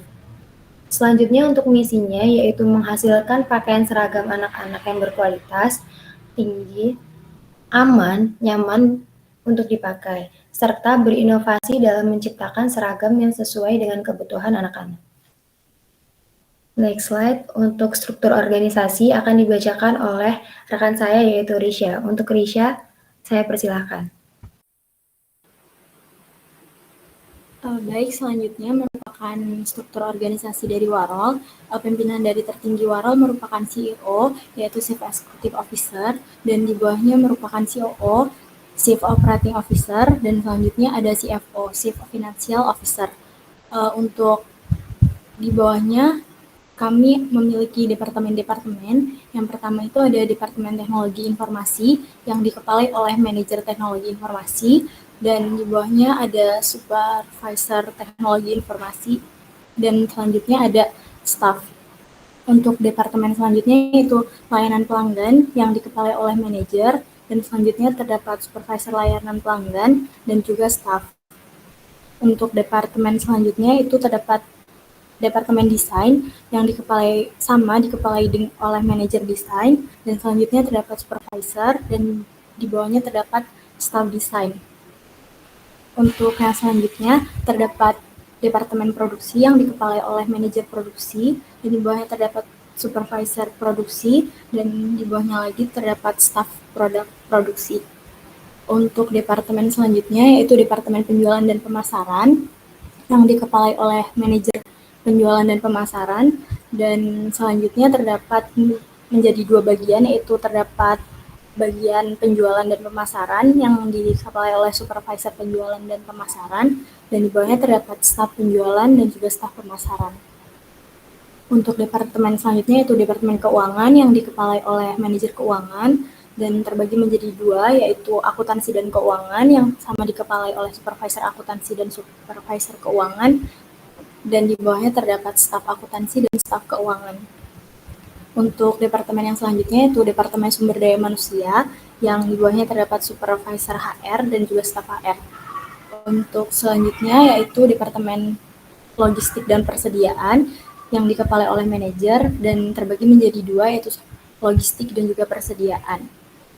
Untuk departemen selanjutnya itu terdapat departemen kualitas yang dikepalai oleh manajer, dan di bawahnya terdapat supervisor kualitas dan juga staf kualitas.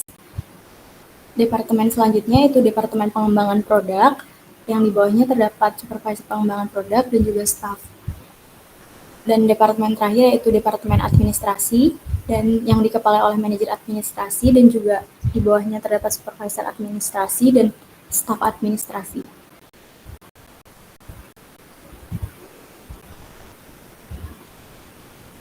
Selanjutnya yaitu implementasi struktur. Oke, di sini proses penyerahan wewenang dilakukan sesuai dengan jabatan atau hierarki dan pengawasan yang tepat.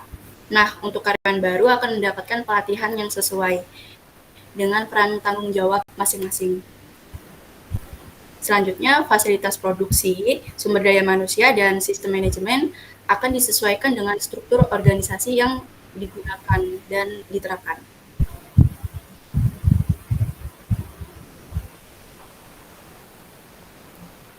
Selanjutnya ada kelompok kegiatan. Yang pertama itu produk.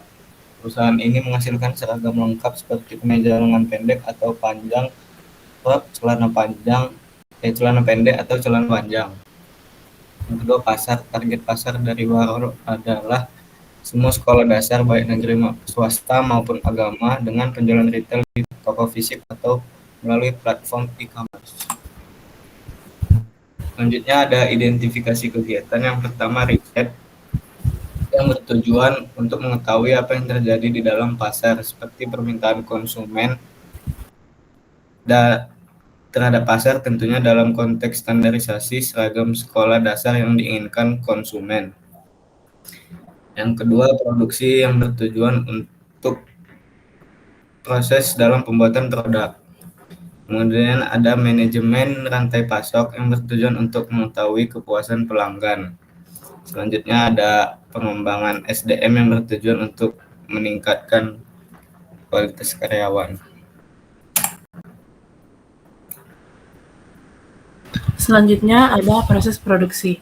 Proses produksi dimulai dengan pemesanan produk. Proses ini dimulai ketika sekolah atau orang tua siswa memesan seragam sesuai kebutuhan mereka.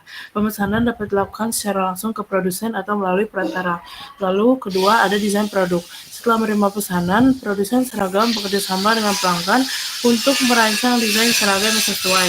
Ini bisa mencakup pemilihan warna, bahan, potongan, dan elemen-elemen desain lainnya. Selanjutnya ada pengadaan bahan. Setelah desain disetujui, produsen harus membuat seragam tersebut seperti kain, kancing, benang, dan label. Selanjutnya ada proses pemotongan kain. Kain dipotong sesuai dengan pola yang telah dirancang. Pemotongan ini memastikan bahwa setiap bagian seragam memiliki ukuran yang tepat. Selanjutnya ada penjahitan. Bagian-bagian kain yang telah dipotong dan dijahit bersama oleh penjahit. Proses ini melibatkan pemotongan, menjahit, dan finishing seperti penambahan kancing, resleting, dan label. Selanjutnya ada uji kualitas. Setelah seragam dijahit, mereka akan melalui proses pengujian kualitas.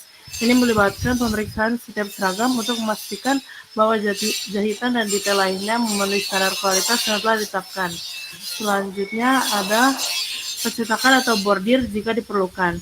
Jika seragam memerlukan percetakan logo sekolah atau bordir nama siswa, langkah ini akan dilakukan setelah seragam selesai dijahit. Selanjutnya adalah proses penyelesaian. Setelah semua tahap produksi selesai dan seragam telah lulus uji kualifikasi, mereka akan disetrika, dilipat, dan dikemas sesuai dengan pesanan pelanggan. Yang terakhir adalah proses pengiriman. Seragam siap untuk dikirim ke sekolah atau pelanggan. Pengiriman dapat dilakukan sesuai dengan jadwal yang telah disepakati.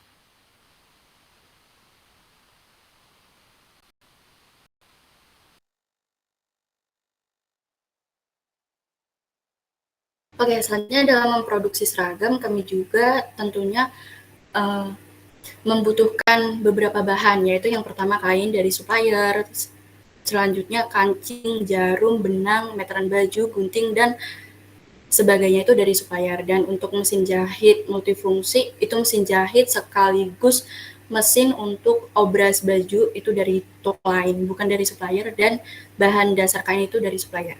Terima kasih, saya kembalikan ke moderator.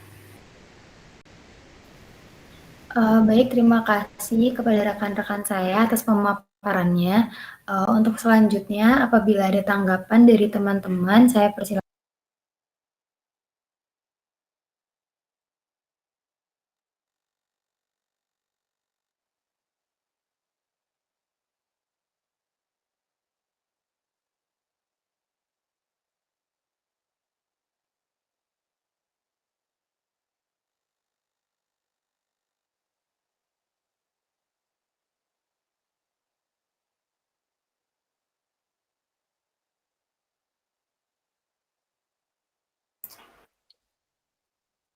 Silakan kelompok 2.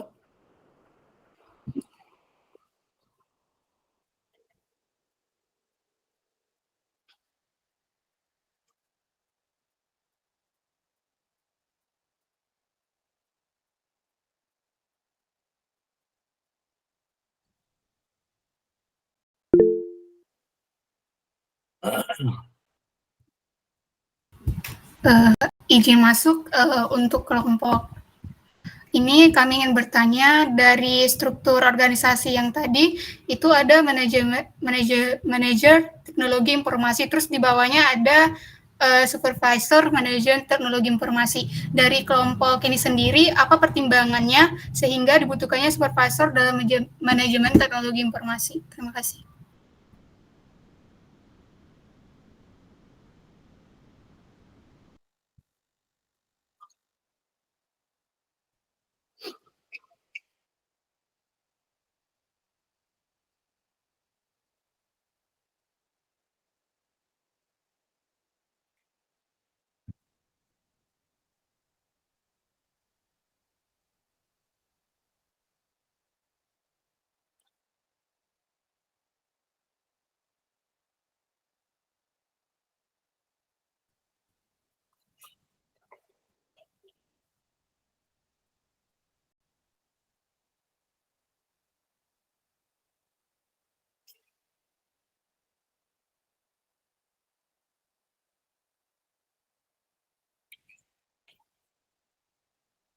Izin menjawab, Susi.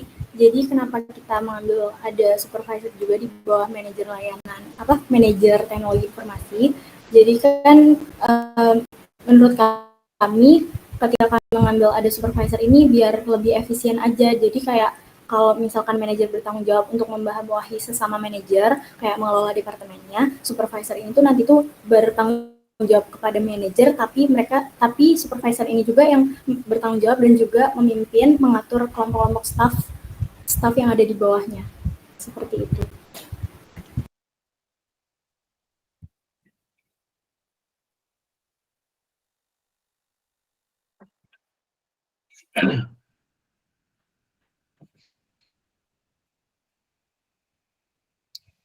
Ya, mungkin yang dimaksud Susi tadi adalah kenapa muncul departemen IT begitu ya, sedangkan di alur proses yang kalian sampaikan tadi tidak ada menyinggung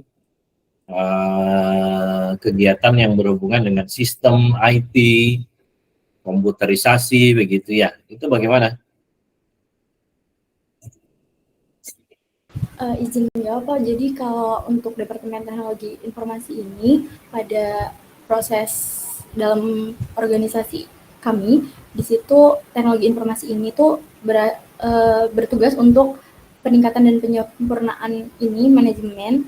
Contohnya itu kayak pemasaran secara online. Jadi kan kami kan ini kan memasarkannya ada lewat e-commerce ya. Jadi mereka yang kayak research dan untuk maksudnya kayak menggunakan aplikasi jual beli dan juga teknologi informasi yang lain yang juga dalam pemasaran. Nah, itu definisi yang tidak umum gitu ya. Kalau yang umum itu yang berkaitan dengan teknologi informasi biasanya dia menyiapkan sistem yang dibutuhkan. Kalau tadi data analis itu masih ranahnya marketing gitu ya.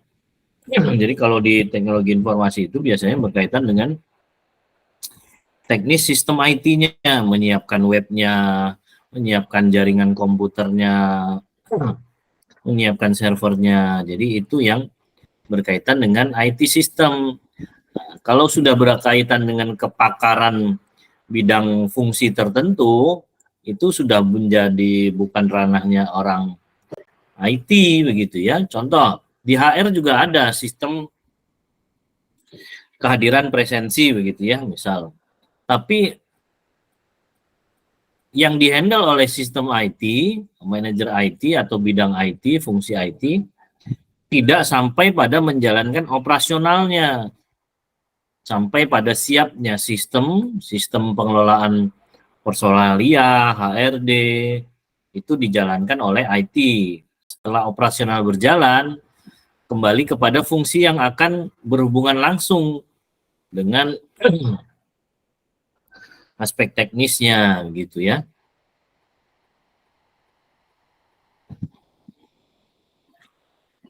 Baik, Pak.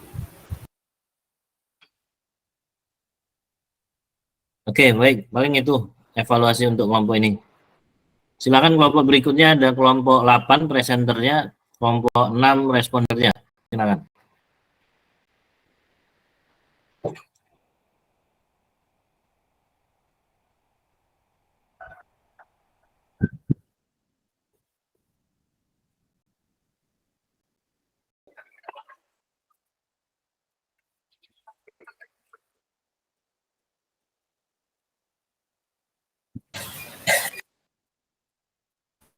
Baik, Assalamualaikum warahmatullahi wabarakatuh. Terima kasih kepada Pak Iqbal dan juga teman-teman atas kesempatannya. Kami dari kelompok 8 ingin mempresentasikan rancangan perusahaan yang kami buat, yaitu Nandi Bakery Utama. Adapun kelompok kami yang tergabung mengerjakan tugas ini, yaitu ada Ahmad Dama Fadilah, Claudia Destin, saya sendiri Julianto Pasaribu, Jenny Maulana, dan Nandiati. Selanjutnya, adapun topik yang akan kami bahas dalam presentasi kali ini, yaitu tentunya tentang kelompok kami, tentang perusahaan kami, visi dan misi, jenis produk, struktur organisasi, bagan dan implementasi organisasi, kegiatan dalam produksi, kapasitas produksi, marketing, lokasi, serta tanggung jawab dan wewenang serta tugas dari organisasi yang terkait. Selanjutnya, mungkin akan dijelaskan oleh Nandi Bakery merupakan perusahaan supplier yang memproduksi makanan khususnya di bidang cake, pastry, dan dessert. Dengan target pasar konsumen berskala nasional, dengan fokus perusahaan yaitu menghasilkan produk roti berkualitas, lezat, dan tentunya dengan harga yang terjangkau dibanding dengan kompetitor lainnya.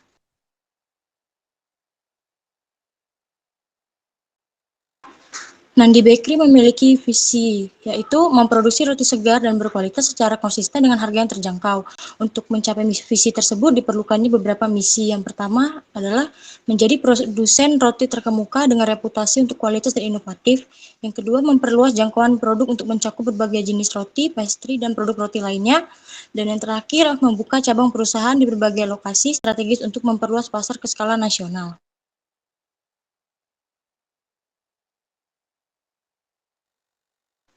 Nandi Bakery berfokus pada 3 jenis produk utamanya, yaitu pertama roti. Roti sendiri terdiri dari roti tawar, roti gandum, roti isi, bagel, dan muffin.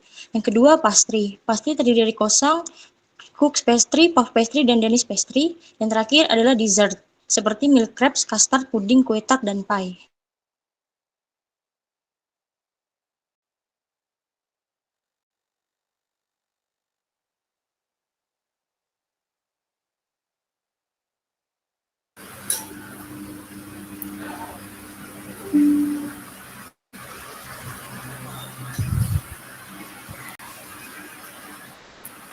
Oke, selanjutnya untuk struktur organisasi. Berikut merupakan bagian dari struktur organisasi. Organisasi kami dengan pimpinan tertinggi itu ada pada direktur utama yang memiliki tugas untuk mengawasi keseluruhan operasi perusahaan roti, merumuskan serta mengembangkan strategi bisnis untuk mencapai pertumbuhan dan keuntungan yang berkelanjutan.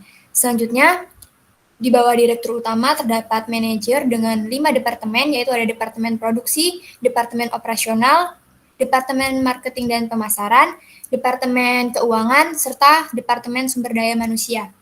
Tugas dari manajer sendiri yaitu mengelola segala proses yang ada dalam departemen masing-masing, merencanakan operasi sehari-hari di bawah tanggung jawab mereka.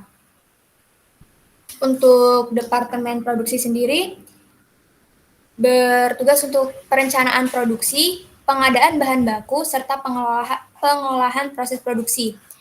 Di Departemen Operasional, yaitu bertugas sebagai mengelola dan menjalankan aktivitas sehari-hari terkait dengan produksi, memastikan bahwa produk atau layanan siap untuk diproduksi secara efisien. Selanjutnya, di Departemen Marketing dan Pemasaran, bertugas untuk memahami pasar, mengembangkan strategi pemasaran, serta penelitian pasar. Di Departemen Keuangan, bertugas untuk mengelola aspek keuangan, baik arus kas, akuntansi, biaya, dan lain-lain. Selanjutnya, di Departemen Sumber Daya Manusia, mengelola tenaga kerja, serta menciptakan lingkungan kerja yang produktif. Di bawah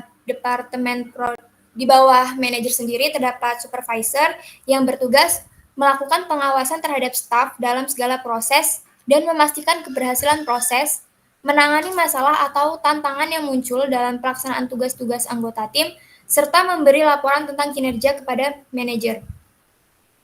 Supervisor sendiri di setiap departemen itu memiliki jumlah yang berbeda. Di Departemen Produksi terdapat 5 orang supervisor dengan 3 departemen lagi, yaitu produksi kue, produksi pastry, dan produksi dessert. Untuk Departemen Operasional memiliki 3 orang supervisor.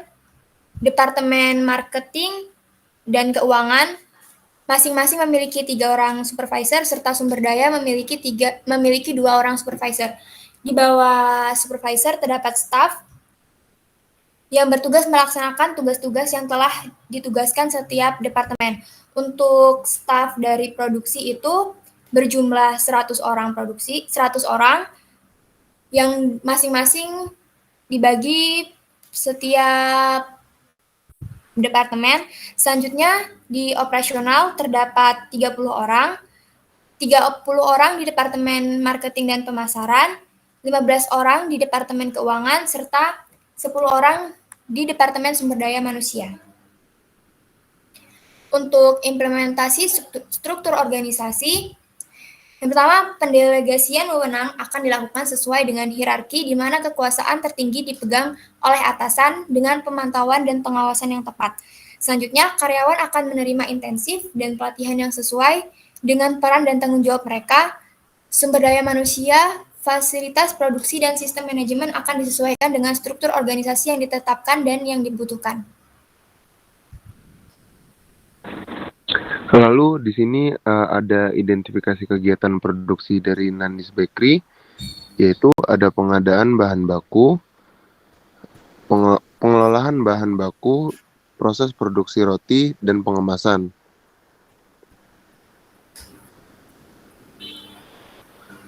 Pengadaan, lalu ada pengujian kualitas, penyimpanan, distribusi, lalu pemasaran.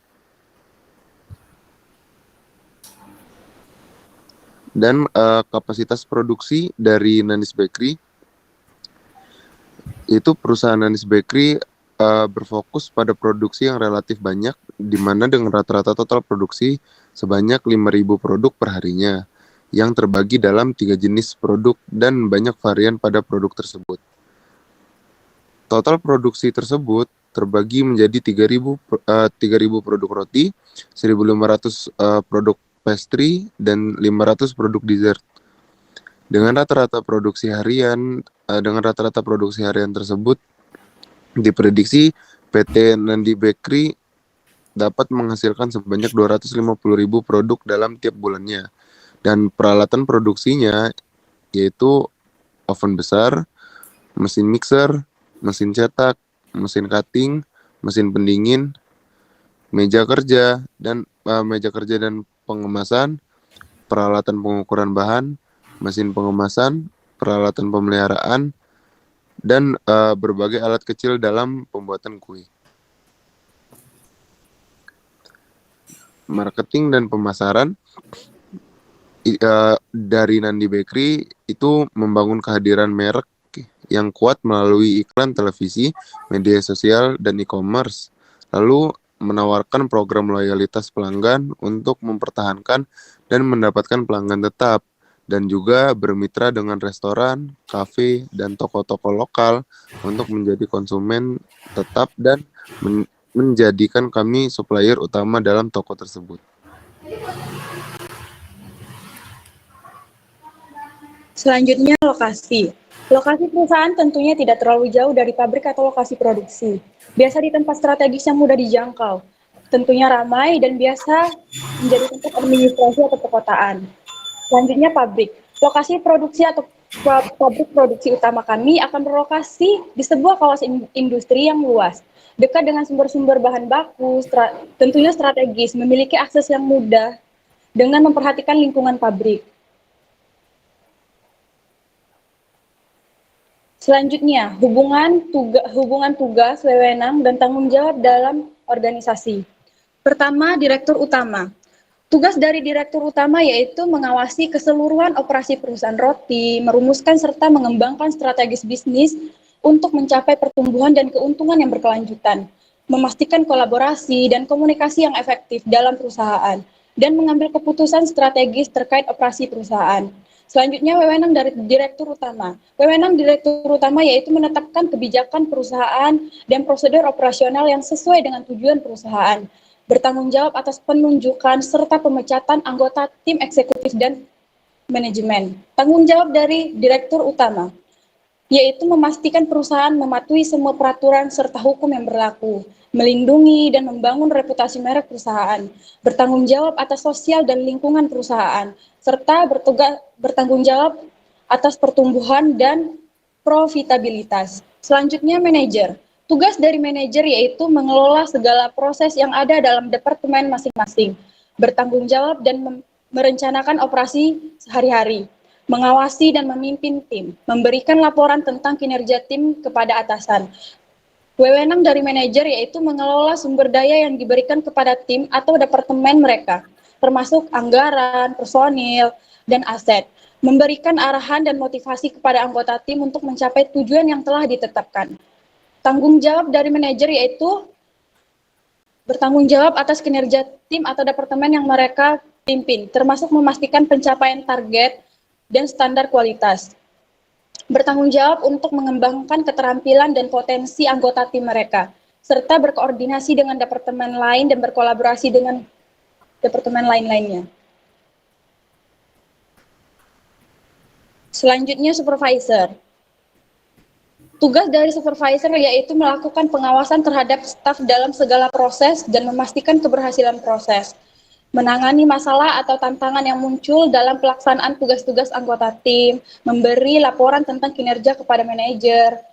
Selanjutnya, wewenang. Wewenang dari supervisor yaitu mengatur pekerjaan tim, memantau pelaksanaan tugas, serta memiliki wewenang untuk merekrut, mengatasi atau memilih anggota tim baru. Tanggung jawab dari supervisor yaitu menjaga komunikasi yang efektif dengan anggota tim dan manajer mereka. Selanjutnya, karyawan. Tugas dari karyawan yaitu melaksanakan tugas-tugas yang telah ditugaskan kepada mereka, yang mencakup pekerjaan rutin maupun proyek, bekerja sama dengan anggota tim lainnya, serta memberikan kontribusi positif kepada organisasi melalui pekerjaan mereka.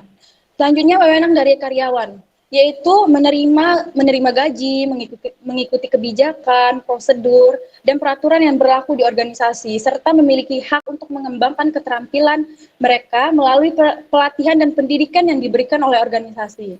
Selanjutnya, tanggung jawab dari karyawan yaitu memastikan bahwa tugas-tugas dengan baik, berkontribusi secara positif dalam kerjasama tim, dan mendukung rekan-rekan mereka dalam mencapai tujuan bersama, bertanggung jawab dalam menjalankan operasi sehari-hari organisasi.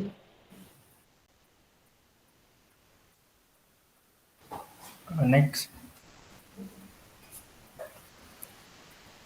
Sekian presentasi dari rancangan organisasi yang kami kerjakan.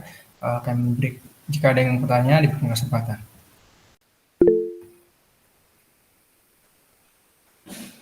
Silakan Rizky. Baik, terima kasih atas kesempatannya. Di sini saya mewakili kelompok 6, izin bertanya kepada kelompok 8, bagaimana tingkat keterlibatan manajemen dalam perusahaan Nadi Bakery ini menangani keluhan pelanggan? Cukup, terima kasih.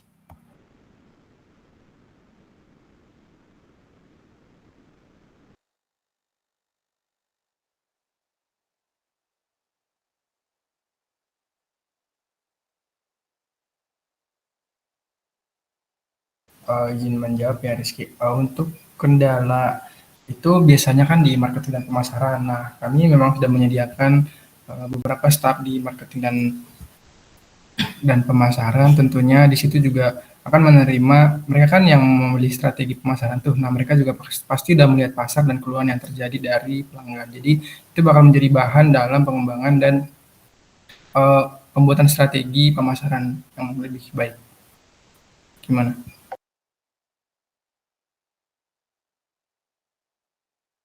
Baik, mungkin cukup. Terima kasih atas jawabannya.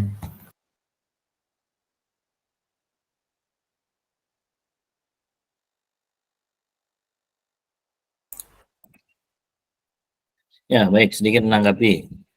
Ini masih sama ya di strukturnya, staff. Mestinya spesifik, yaitu staffnya munculnya karena staff fungsi apa begitu. Karena kalau sama semua, jadi seolah-olah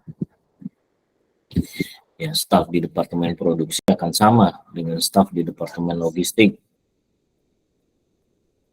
Itu ya. Kemudian coba lihat di bagian prosesnya.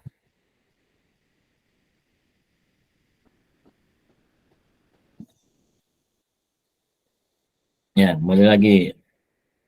Yang diharapkan adalah identifikasi kegiatan produksi itu, kegiatan-kegiatan yang secara detail memang perlu dilakukan begitu ya. Artinya perlu dilakukan, ketika tidak dilakukan maka operasional tersebut tidak akan jalan. Coba sebelum ini pengadaan bahan baku. Seperti yang kelompok sebelumnya begitu ya. Pengadaan bahan baku ini kan tidak serta-merta ujuk-ujuk pengadaan bahan baku begitu. Artinya butuh inputan begitu, inputan dari departemen yang akan menjalankan produksi. Misal mau produksinya berapa banyak, produksi berapa banyak, misal mau make to stock atau make to order, tentunya berkaitan dengan orang sales dan marketing gitu ya. Orang sales dan marketing yang akan menentukan berapa rencana produksinya berdasarkan forecast, berdasarkan pertimbangan tingkat penjualan harian, mingguan, bulanan. Tentunya itu harus diidentifikasi terlebih dahulu sebelum tiba-tiba muncul pengadaan bahan baku gitu kan. Kalau tiba-tiba pengadaan bahan baku, berapa jumlah yang dipesan, tahunya dari mana. Kemudian proses produksi bahan baku, proses produksi roti. Bahan baku yang telah melewati penyortiran akan dicampur dengan bahan-bahan lainnya yang kemudian diaduk, dibentuk, dan dimasak. Nggak sesimpel itu, Ferguso.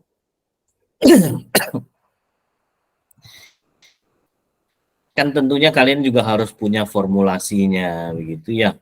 Harus punya takarannya. Kalau bahasa BPIC kan punya bill of materialnya, gitu ya. Kemudian tahapan prosesnya juga akan spesifik. Baru setelah itu dihandle oleh siapa. Nah, dihandle oleh siapanya inilah yang nantinya akan muncul di struktur organisasi. Jadi tidak semua dihandle oleh staff apa gitu kan. Kalau kalian sebagai manajemen udah pokoknya kerjain aja gitu kan. Nah, dari sisi SDM, dari sisi pegawai juga akan bertanya, apa yang perlu saya kerjakan, Pak? Apa yang menjadi tanggung jawab saya? Kalau semuanya jadi tanggung jawab bersama, kalau ada kesalahan, siapa yang akan bertanggung jawab? pastikan akan begitu pertanyaannya. Maka perlulah disusun dalam koridor struktur organisasi gitu ya.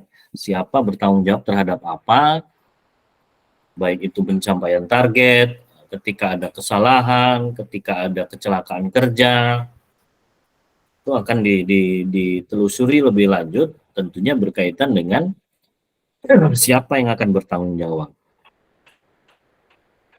Ya, baik. Itu masukan untuk kelompok 8. Silakan cukup. Dari kelompok berikutnya, kelompok 6, respondernya kelompok 7. Di kelas ini ada kelompok 9 nggak? Ingin menjawab terakhir kelompok 8, Pak. Oke, silakan kelompok 6 dan kelompok 7 respondernya. Baik, terima kasih atas kesempatannya Bapak. Mungkin teman-teman bisa share screen.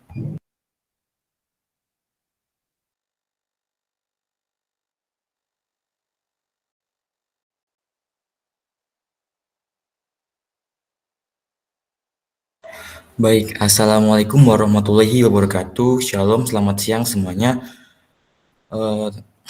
Terima kasih kepada Bapak Iqbal dan teman-teman sekalian yang telah memberikan waktu untuk kelompok kami mempresentasikan hasil dari produk kami. Di sini kami mempunyai inovasi mengenai mungkin PPT-nya bisa dijalankan.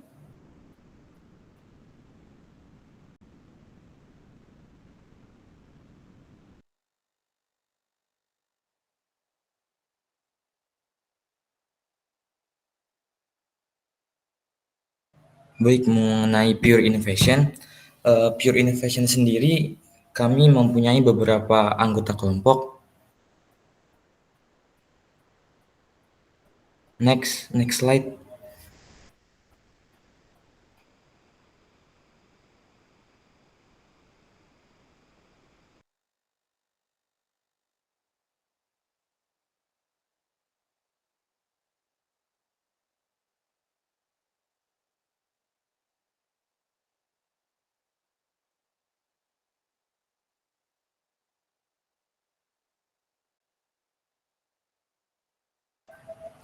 Fadila, apakah suara saya terdengar?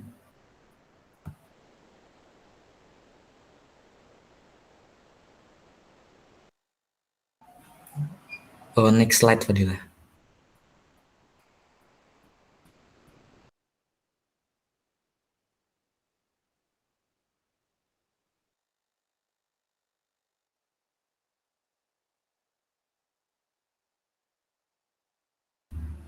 Mohon maaf Bapak dan teman-teman, mungkin Fadilah ada kendala di jaringan.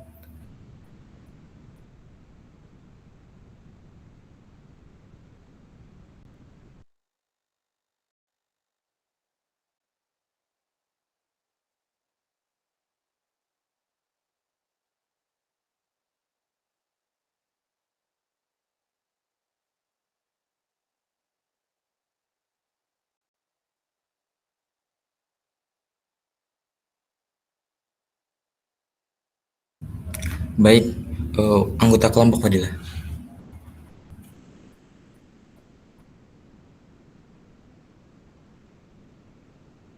Mohon maaf karena ada sedikit kendala Bapak dan kawan-kawan. Untuk anggota kelompok dari Pure Innovation sendiri di sini ada Fadilah Aisyah, ada saya sendiri Rizky Ardiansyah, ada Bertila Ilkania, ada Laila Anggraini, dan terakhir ada Jessica Putri Lambotoruan.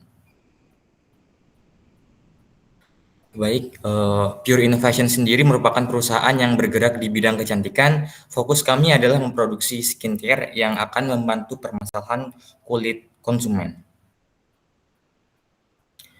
Misi dari Pure Skin sendiri adalah menjadi pemimpin global dalam inovasi produk perawatan kulit yang alami dan berkualitas tinggi, memberikan kecantikan dan kesehatan kulit kepada setiap individu. Untuk misi kami sebagai perusahaan skincare yaitu menghasilkan produk perawatan kulit alami dan efektif yang aman digunakan oleh semua jenis kulit, memberikan solusi perawatan kulit yang inovatif yang dapat memenuhi berbagai kebutuhan konsumen, mendukung keberlanjutan lingkungan dan dalam menggunakan bahan-bahan alami dan proses produksi yang ramah lingkungan. Menjalin hubungan yang kuat dengan konsumen melalui pendekatan yang transparan dan berkualitas tinggi dalam pelayanan pelanggan, menyediakan peluang pengembangan karir yang positif dan berkelanjutan. Baik, di sini ada beberapa list produk. Yang pertama itu serum Maximum Hydro atau Hydro Queens, serum yang dirancang untuk memberikan hidrasi intensif untuk semua jenis kulit, terbuat dari bahan-bahan alami dan bebas paraben. Berikutnya ada produk krim anti penuaan yang kami namai dengan Youth Review. Krim anti penuaan yang mengurangi kerutan dan meningkatkan elastisitas kulit, mengandung antioksidan alami. Untuk terakhir yaitu produk pembersih wajah organik atau Pure Cleanse Organic, memberikan wajah organik yang lembut dan efektif membersihkan kulit tanpa mengiritasinya, Bang. Untuk selanjutnya. Baik, untuk unit produk kita dalam skala besar per bulan untuk Pure Cleanse organiknya terdapat 25.000 unit per bulan, untuk Youth Review-nya 15.000 unit per bulan, serta Hydra Queens-nya 20.000 unit per bulan. Mesin-mesin yang kami gunakan dalam proses produksi ini yaitu mixing emulsification tanks itu berjumlah 9, dispersing atau grinding mills ada 9, serta homogenizer ada 9, serta milling equipment ada 9, dan terakhir ada mesin etiket ada 9. Masing-masing produk memerlukan 3 mesin pada setiap jenisnya.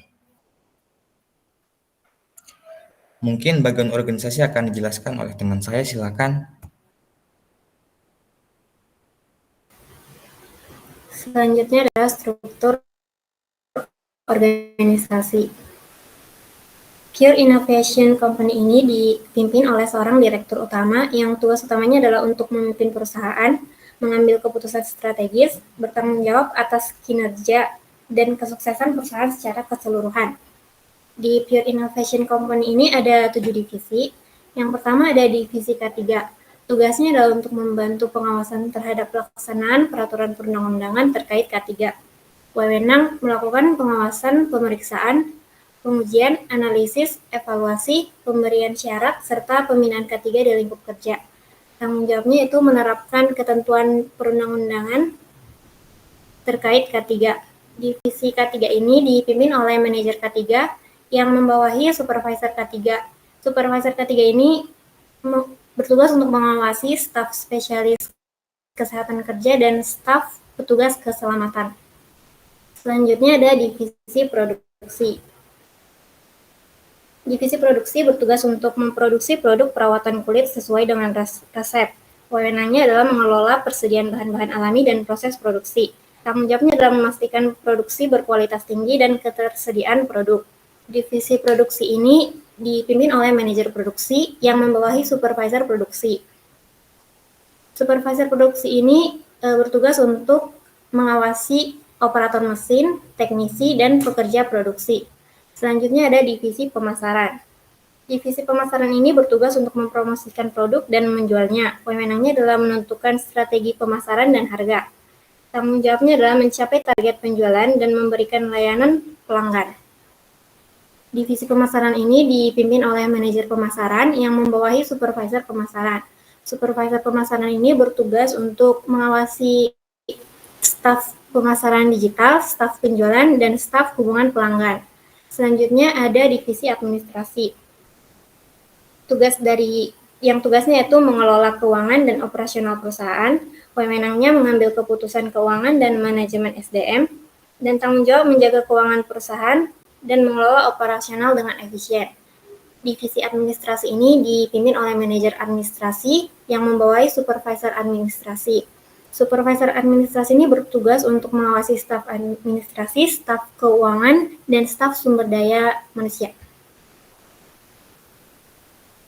Selanjutnya ada divisi R&D. Divisi R&D terdiri dari manajer R&D yang membawahi supervisor dan staf R&D.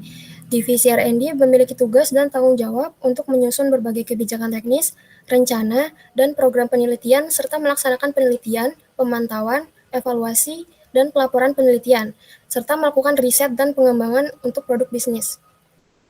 Kemudian ada divisi HRD. Divisi HRD terdiri dari manajer HRD yang membawahi supervisor dan staf HRD.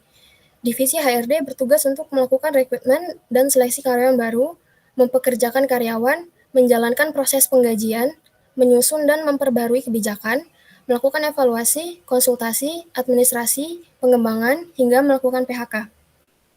Kemudian ada divisi inventory, terdiri dari manajer yang membawahi supervisor dan staf inventory. Divisi inventory memiliki tugas dan tanggung jawab untuk menganalisis kapasitas dan kebutuhan sumber daya, serta mengkoordinasikan penyesuaian, membuat jadwal induk produksi dan pesanan pabrikan, serta memperkirakan kebutuhan inventaris, dan juga memindahkan barang saat proses distribusi, melakukan koordinasi tim, memastikan data produk yang akan dikirim, dan memelihara barang di gudang.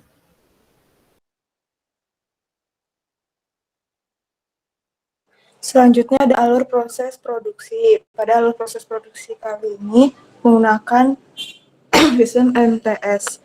Yang pertama itu ada formulasi produk, selanjutnya ada desain kemasan, yang ketiga ada pengecekan kualitas kemasan, yang keempat penyediaan bahan baku, kelima pengecekan kualitas dan kesesuaian bahan, keenam input bahan baku, yang ketujuh itu ada pencampuran. Di proses pencampuran itu, bahan yang diolah menjadi satu dalam tangki besar untuk melarutkan emulsi dan mendinginkan bahan-bahan tersebut. Yang kedelapan itu ada pemompaan atau pumping. Prosesnya untuk menarik cairan atau rongga, kemudian mendesaknya keluar pada sisi yang lain untuk dapat mengubah emulsi dan memperangkap udara. Yang kesembilan ada pemindahan panas. Proses bahan baku ini dipanaskan dan didinginkan di dalam tangki besar dengan uap panas. Dan 10 ada filtrasi, yaitu proses untuk memurnikan air leading dan penjernihan bahan baku serta memfiltrasi cairan yang mengandung bahan padat untuk dipisahkan. Yang ke-11 yaitu pengisian atau filling, yaitu proses pengisian cairan untuk produk yang telah jadi ke kemasan. Yang ke-12 yaitu pengemasan produk.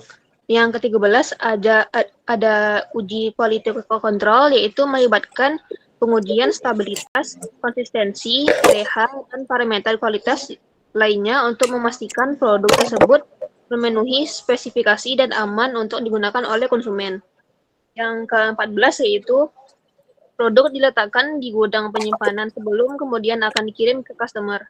Yang ke-15 yaitu pengiriman dan pemasaran. Pemasaran yaitu produk skincare yang telah layak didistribusikan ke toko-toko, distributor, dan reseller, serta dijual secara online melalui e-commerce.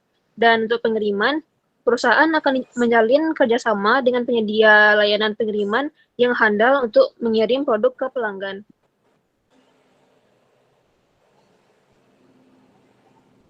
Baik, cukup sekian presentasi dari kelompok kami. Untuk pertanyaannya langsung atau untuk pertanyaannya silakan. Untuk Chris John dipersilakan. Tolong di bagian struktur. Oke, baik, izin bertanya. Yang pertama itu yang bagian pengadaan bahan bakunya itu di mana ya? Baru yang kedua pendistribusian produk. Tadi kalau tidak salah di manajemen inventory itu, departemen inventory kalau tidak salah ya. Tapi setelahnya tadi dibilang kerjasama sama jasa pengiriman. Berarti jasa pengirimannya ini bagian dari inventory atau tidak? Lalu yang ketiga itu misalnya nih di bagiannya manajer pemasaran, di bawahnya supervisor, baru ada tim pemasaran. Di dalam tim pemasaran ini ada staf pemasaran digital. Baru di dalam staf pemasaran digital ini ada staf penjualan. Lalu dalam staf penjualan ini ada staf hubungan pelanggan, itu maksudnya gimana ya? Terima kasih.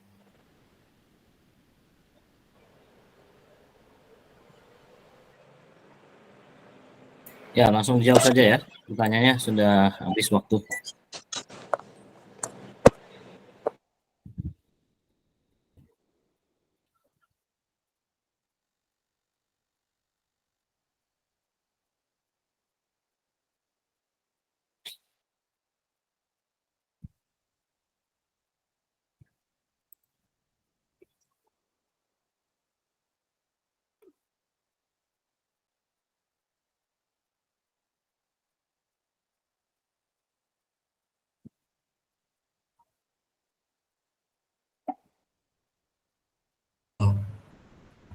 Baik Pak, mungkin dari kelompok kami butuh beberapa waktu Pak untuk sebentar untuk mendiskusikan pertanyaannya.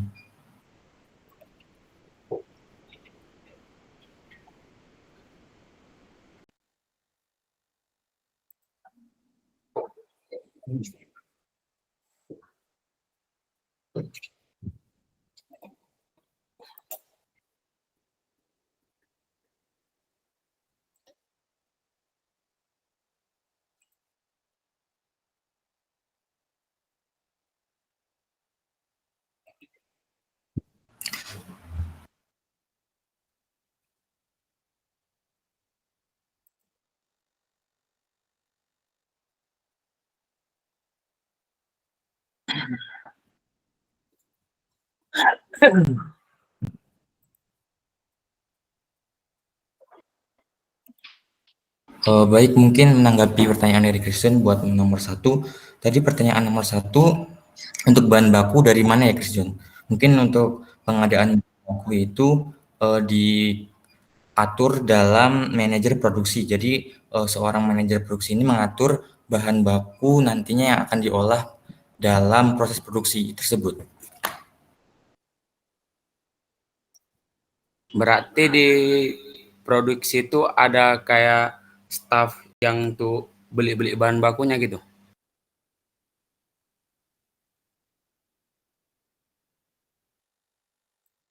Iya benar Christian. Oke, terima kasih. Untuk di yang masalah pertanyaan ketiga itu, kita itu kan diaturnya buat ekspedisi itu di manajer inventory.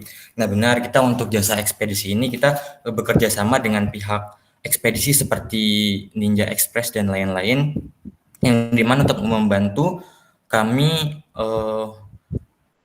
untuk proses mengirim barang kepada konsumen.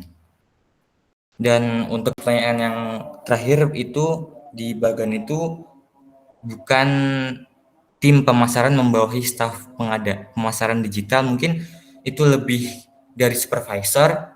Nah di bawahnya itu ada beberapa staf, dan staf di situ tertara itu ada 3, misal di manajer produksi ada supervisor produksi. Nah di bawahnya itu terdapat staf operasi mesin, teknisi, dan pekerja. Bukan operator mesin membawahi teknisi, dan teknisi membawahi pekerja produksi. Seperti itu kerja.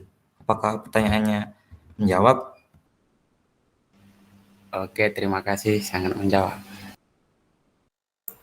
Oke, sedikit saya tanggapi ya. Jadi dari bagian struktur ini, ya seperti yang ditanyakan Christian tadi, bahwa dengan gambar seperti ini seolah-olah menggambarkan begitu ya, bahwa contoh di departemen produksi, teknisi itu di bawah,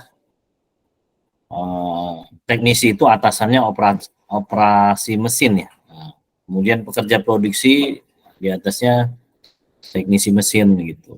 Kalau memang dia posisinya sejajar begitu ya, artinya di bawah supervisor itu ada operator mesin, ada teknisi, ada pekerja produksi, ya artinya ketiganya itu ada di satu level yang sama begitu kan. Satu level yang sama, tinggal